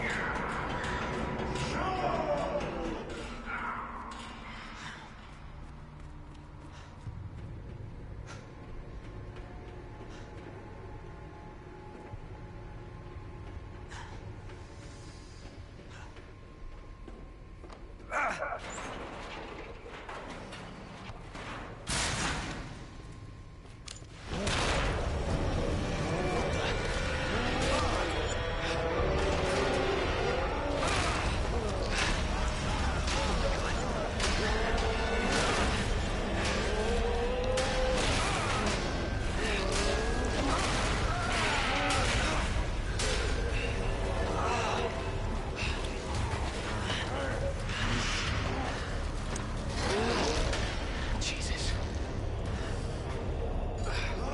Bridge won't work on this thing.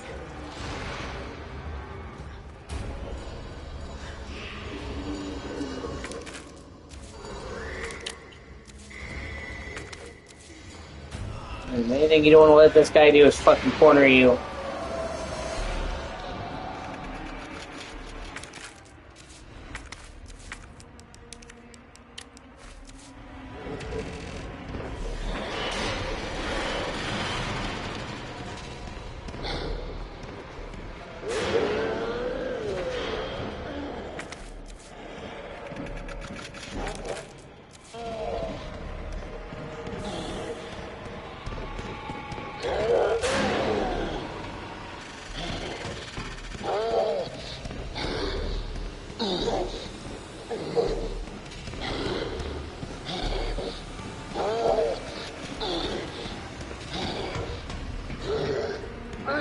Fuck.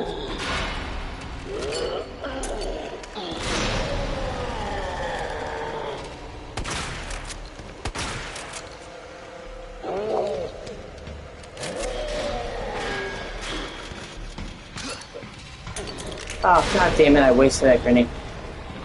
I really thought he would be coming after me the direct way. Oh, now you do. Fucker. Oh, no, he got me. That's it. I'm getting whacked.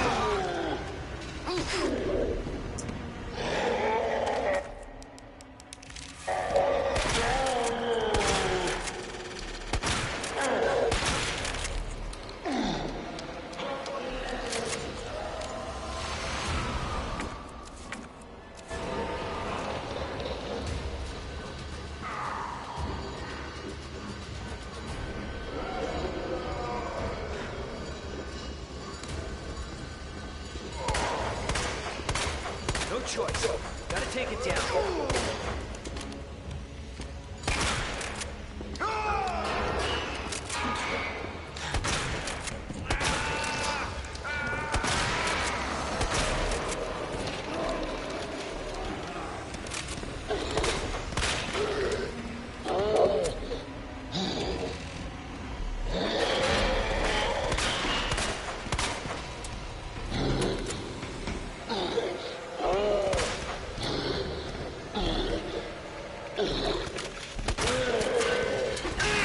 Ah!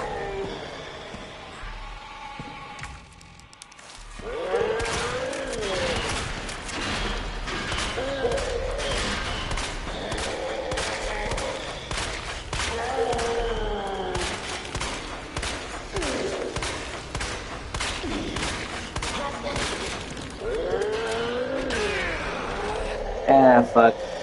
I might be fucked.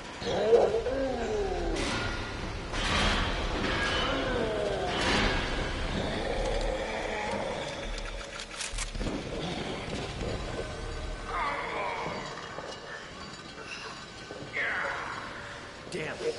Where is it?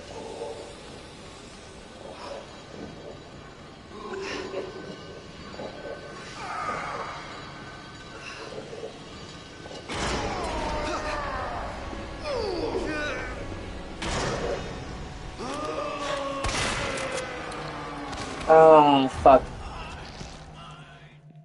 Yeah, shit.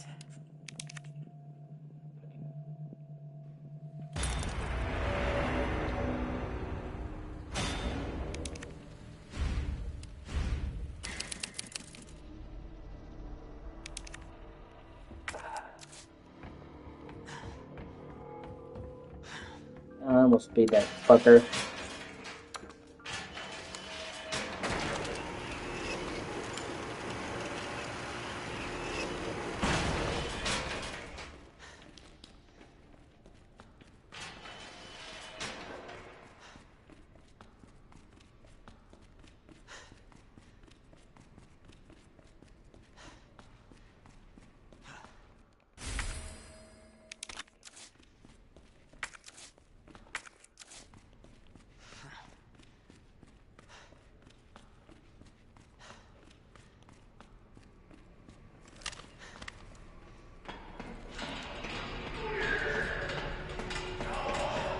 What the?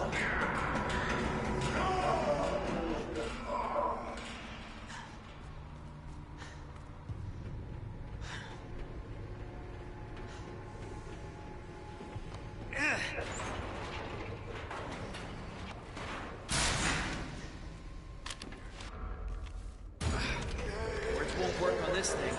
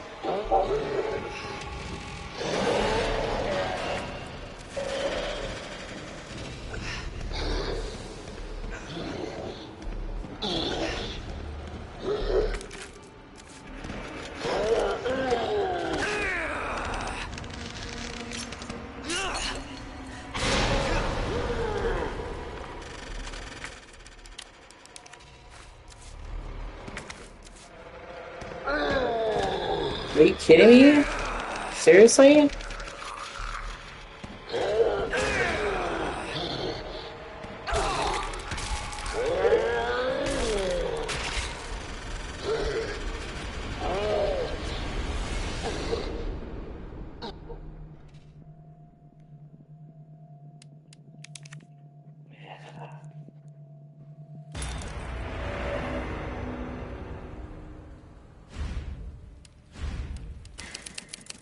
Fuck me, dude.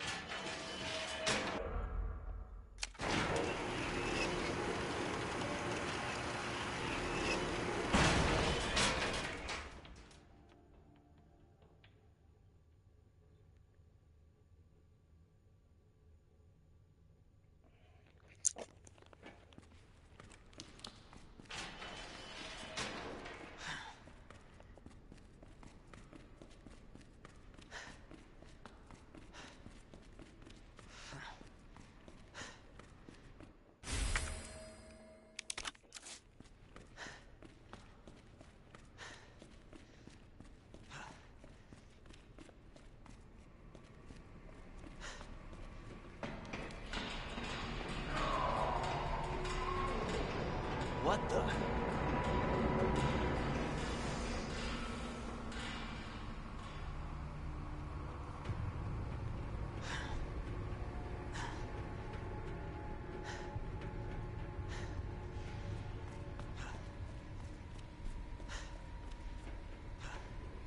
Never giving this, I do make all the kind of movie. Never do sit fucking ass, but never. Words won't work on this thing.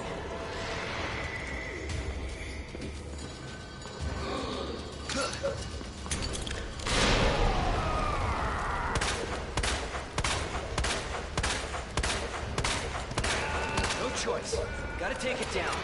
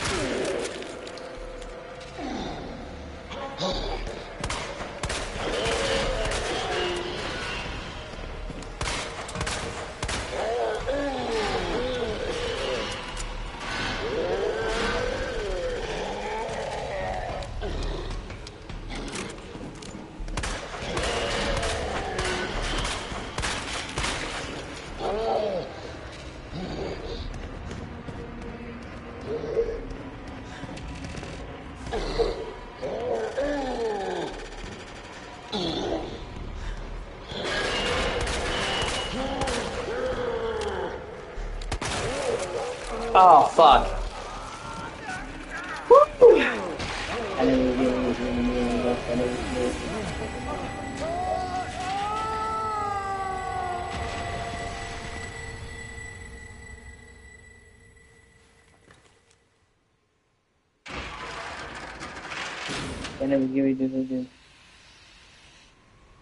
Somebody's watching me.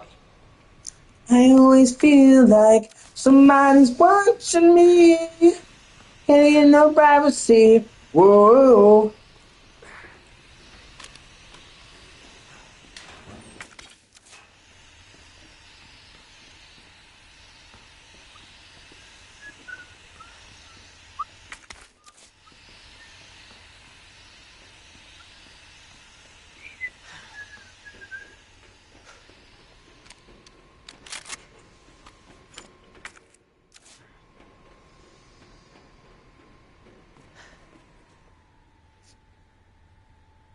Why do I always feel like I'm in the twilight zone and I always feel like somebody's watching me and I get no privacy. Whoa. And then give me it. Can the people on TV see me or am I just paranoid?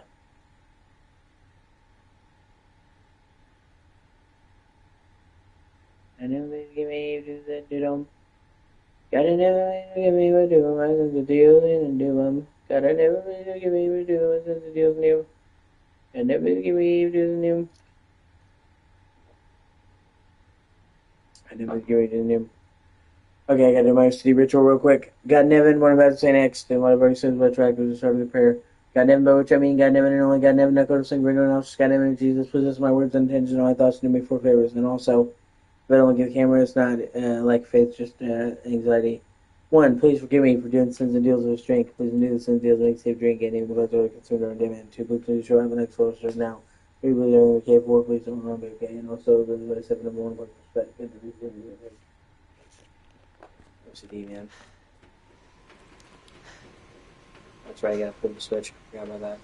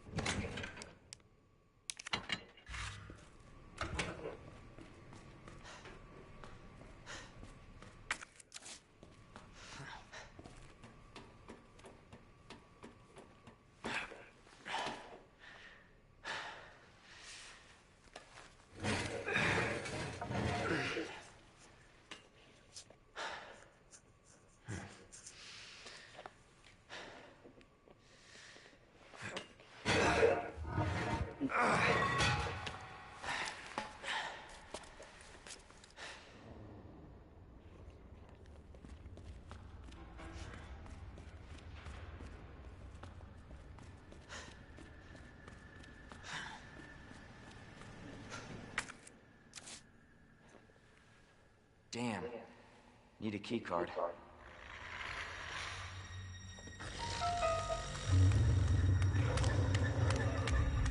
gotta be kidding me. Get off of me!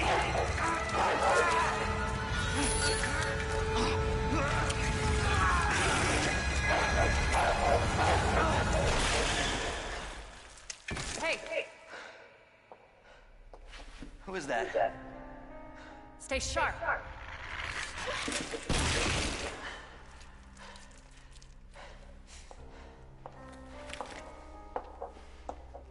Lower it. FBI. Sorry. Thank you. For your help. Surprised you made it this far. FBI, huh? What's going on here? Sorry, that information's classified. Where are you going? Do yourself a favor. Stop asking questions and get the hell out of here.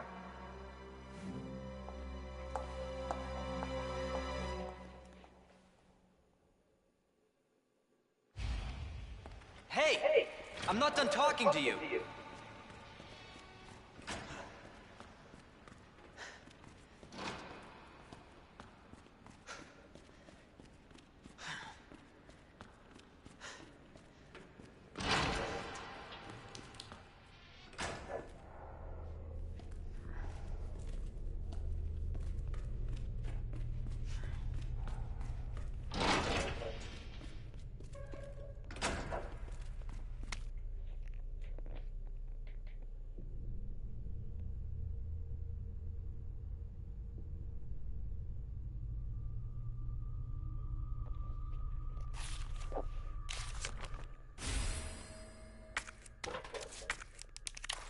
And here's where you get the final upgrade to Leon's gun, the stock, which puts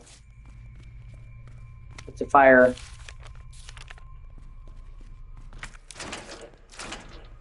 In 3-round bursts, which is one of the main things his weapon is known for.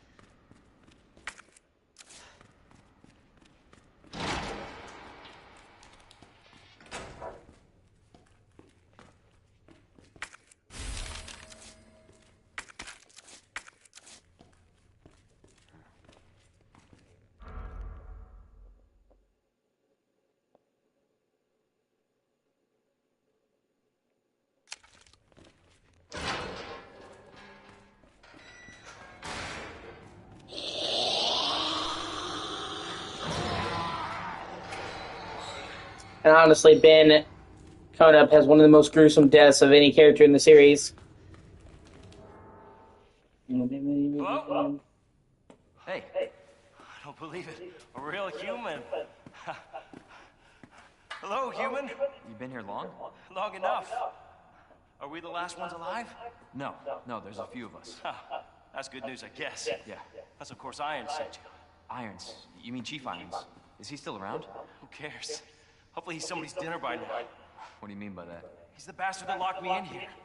I'm sure he had a good reason. He did. I was about to blow the whistle on his dirty ass. I'd have done the same thing to him, I guess.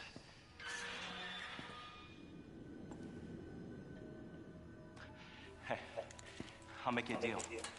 Unlock this cell and I'll give you this. There's no other way out of that parking garage. Believe me.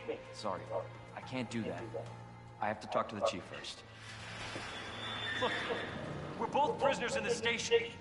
So either we play nice and help each other out. Shit. It's coming. What? What's coming? Come on. Come on, don't be an asshole. Hey, you need this. Just get me the fuck out of here.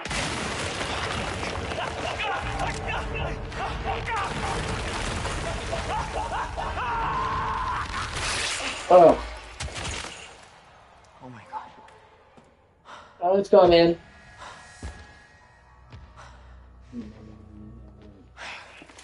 Who is that? It's just me. So you can put that thing away. I don't even know what happened. It just happened so quick. I told you to get out of here. You wouldn't want to end up like Ben, would you? You knew him?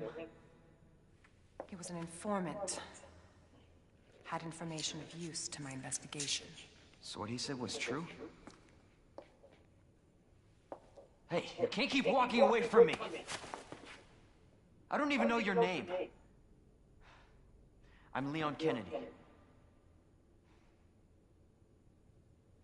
Find a way out, Leon. Before it's too late. Then we'll talk. Name's Ada.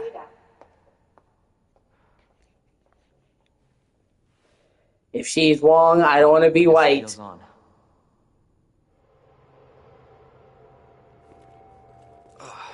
What in the world? Yeah, like I said, he did not deserve to go out like that, man.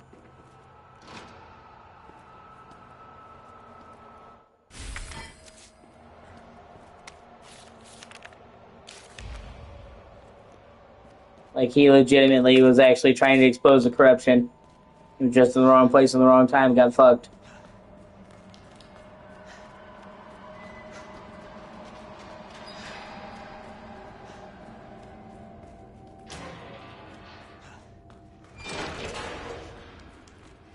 I think this remake is pretty much perfect, but if I had a nitpick, I would have wished there were more scenes with Ben. He's a cool character.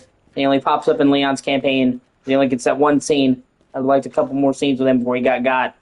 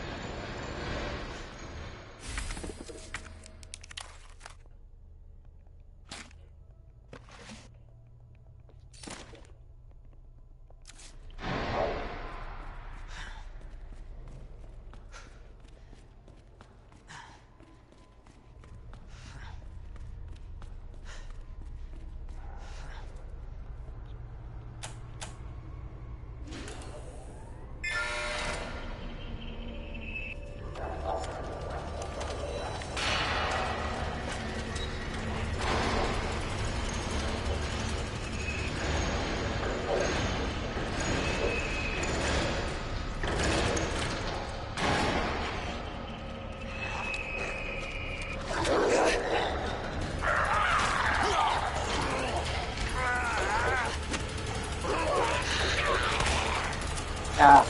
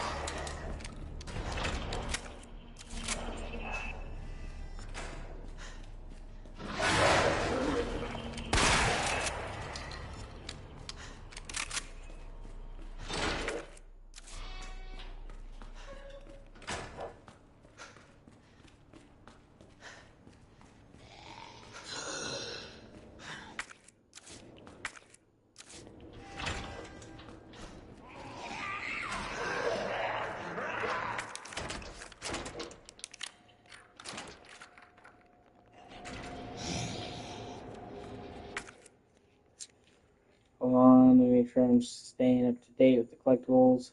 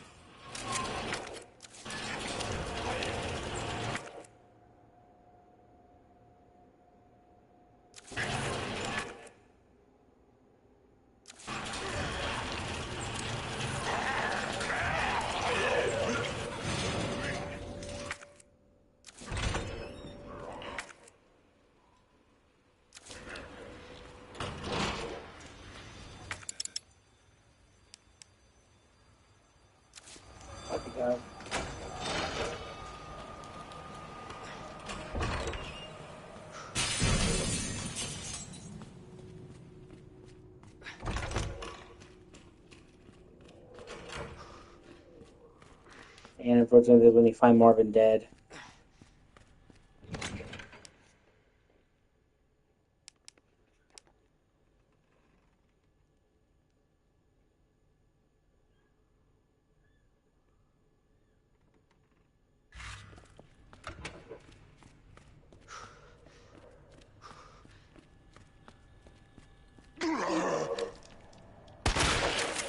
Marvin!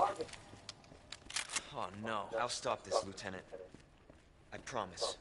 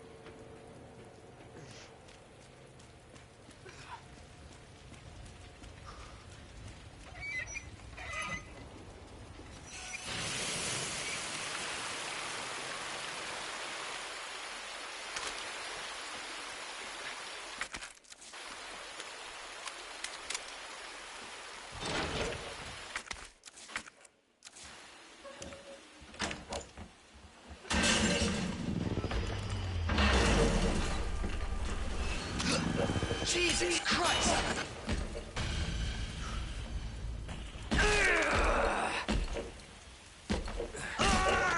Are you fucking kidding me? Seriously?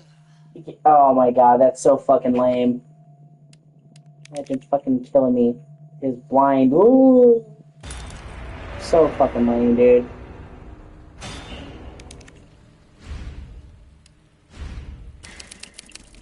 Oh, at least I'd saved.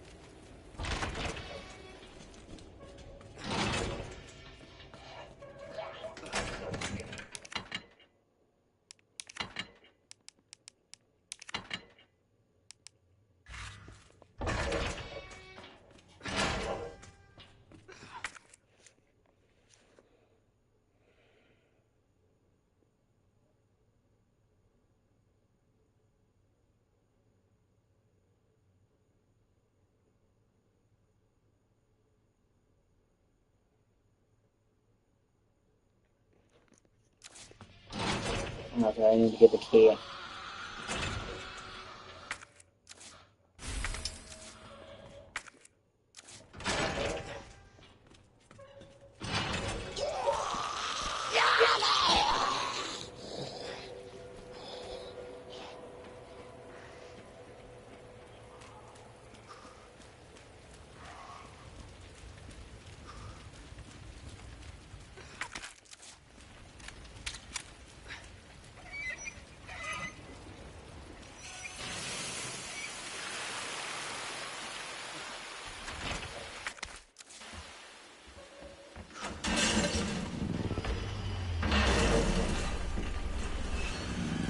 Jesus Christ!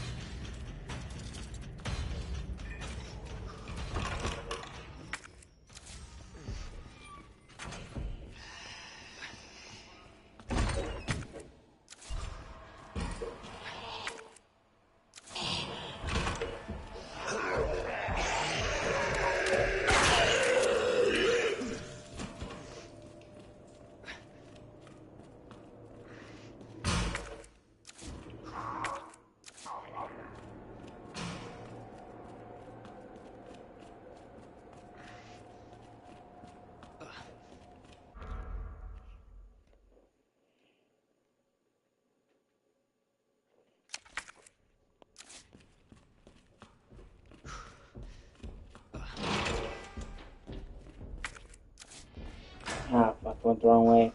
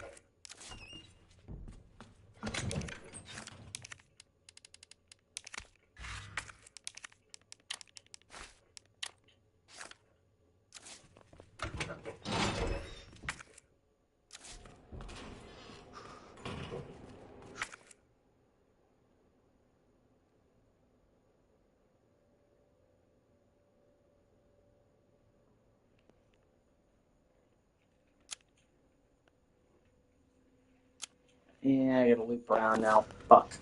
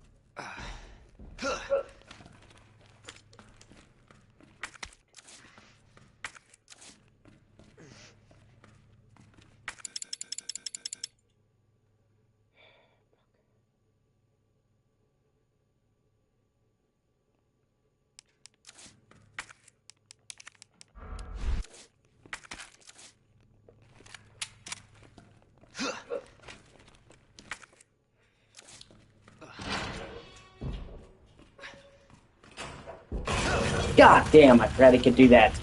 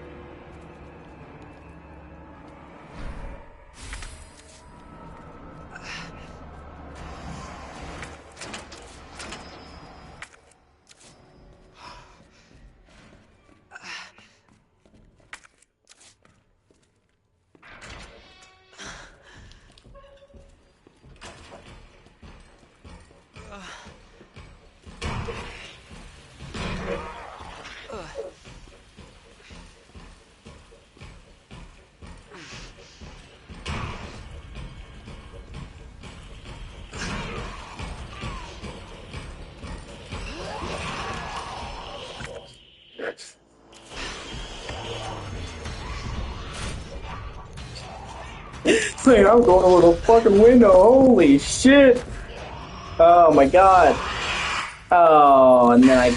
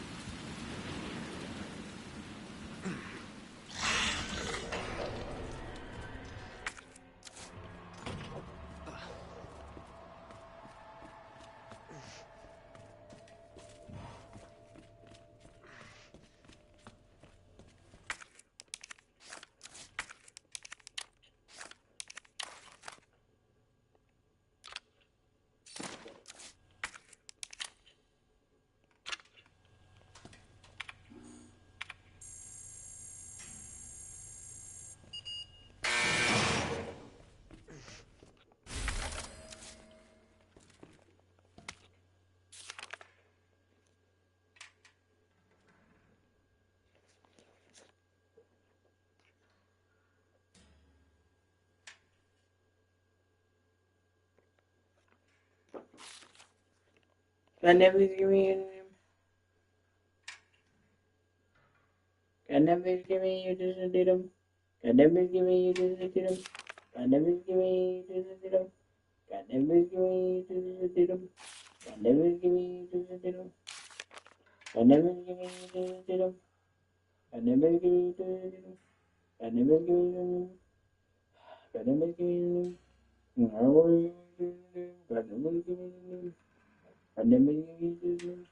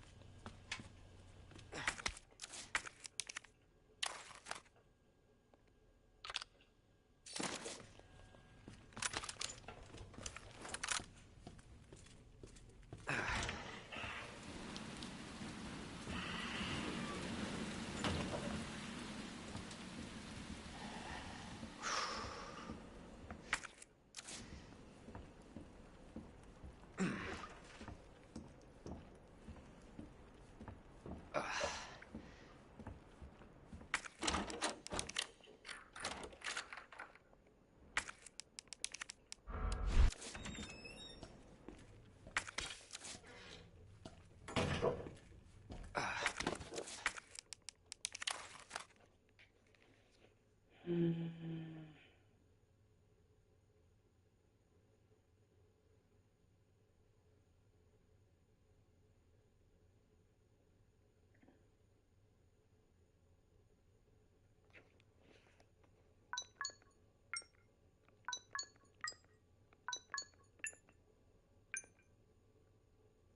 bum bum bum. Bum bum bum bum bum bum.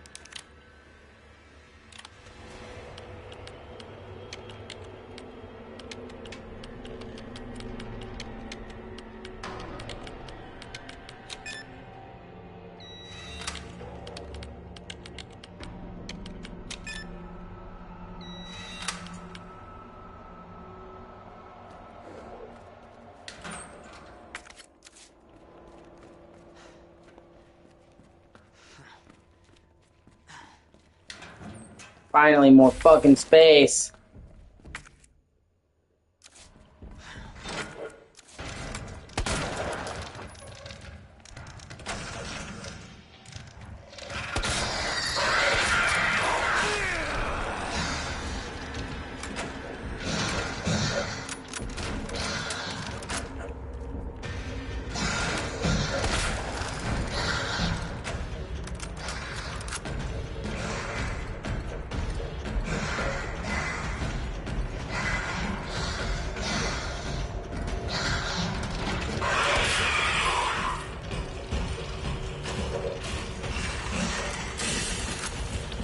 Yeah, thankfully I have a save right there. Fuck me. Oh boy.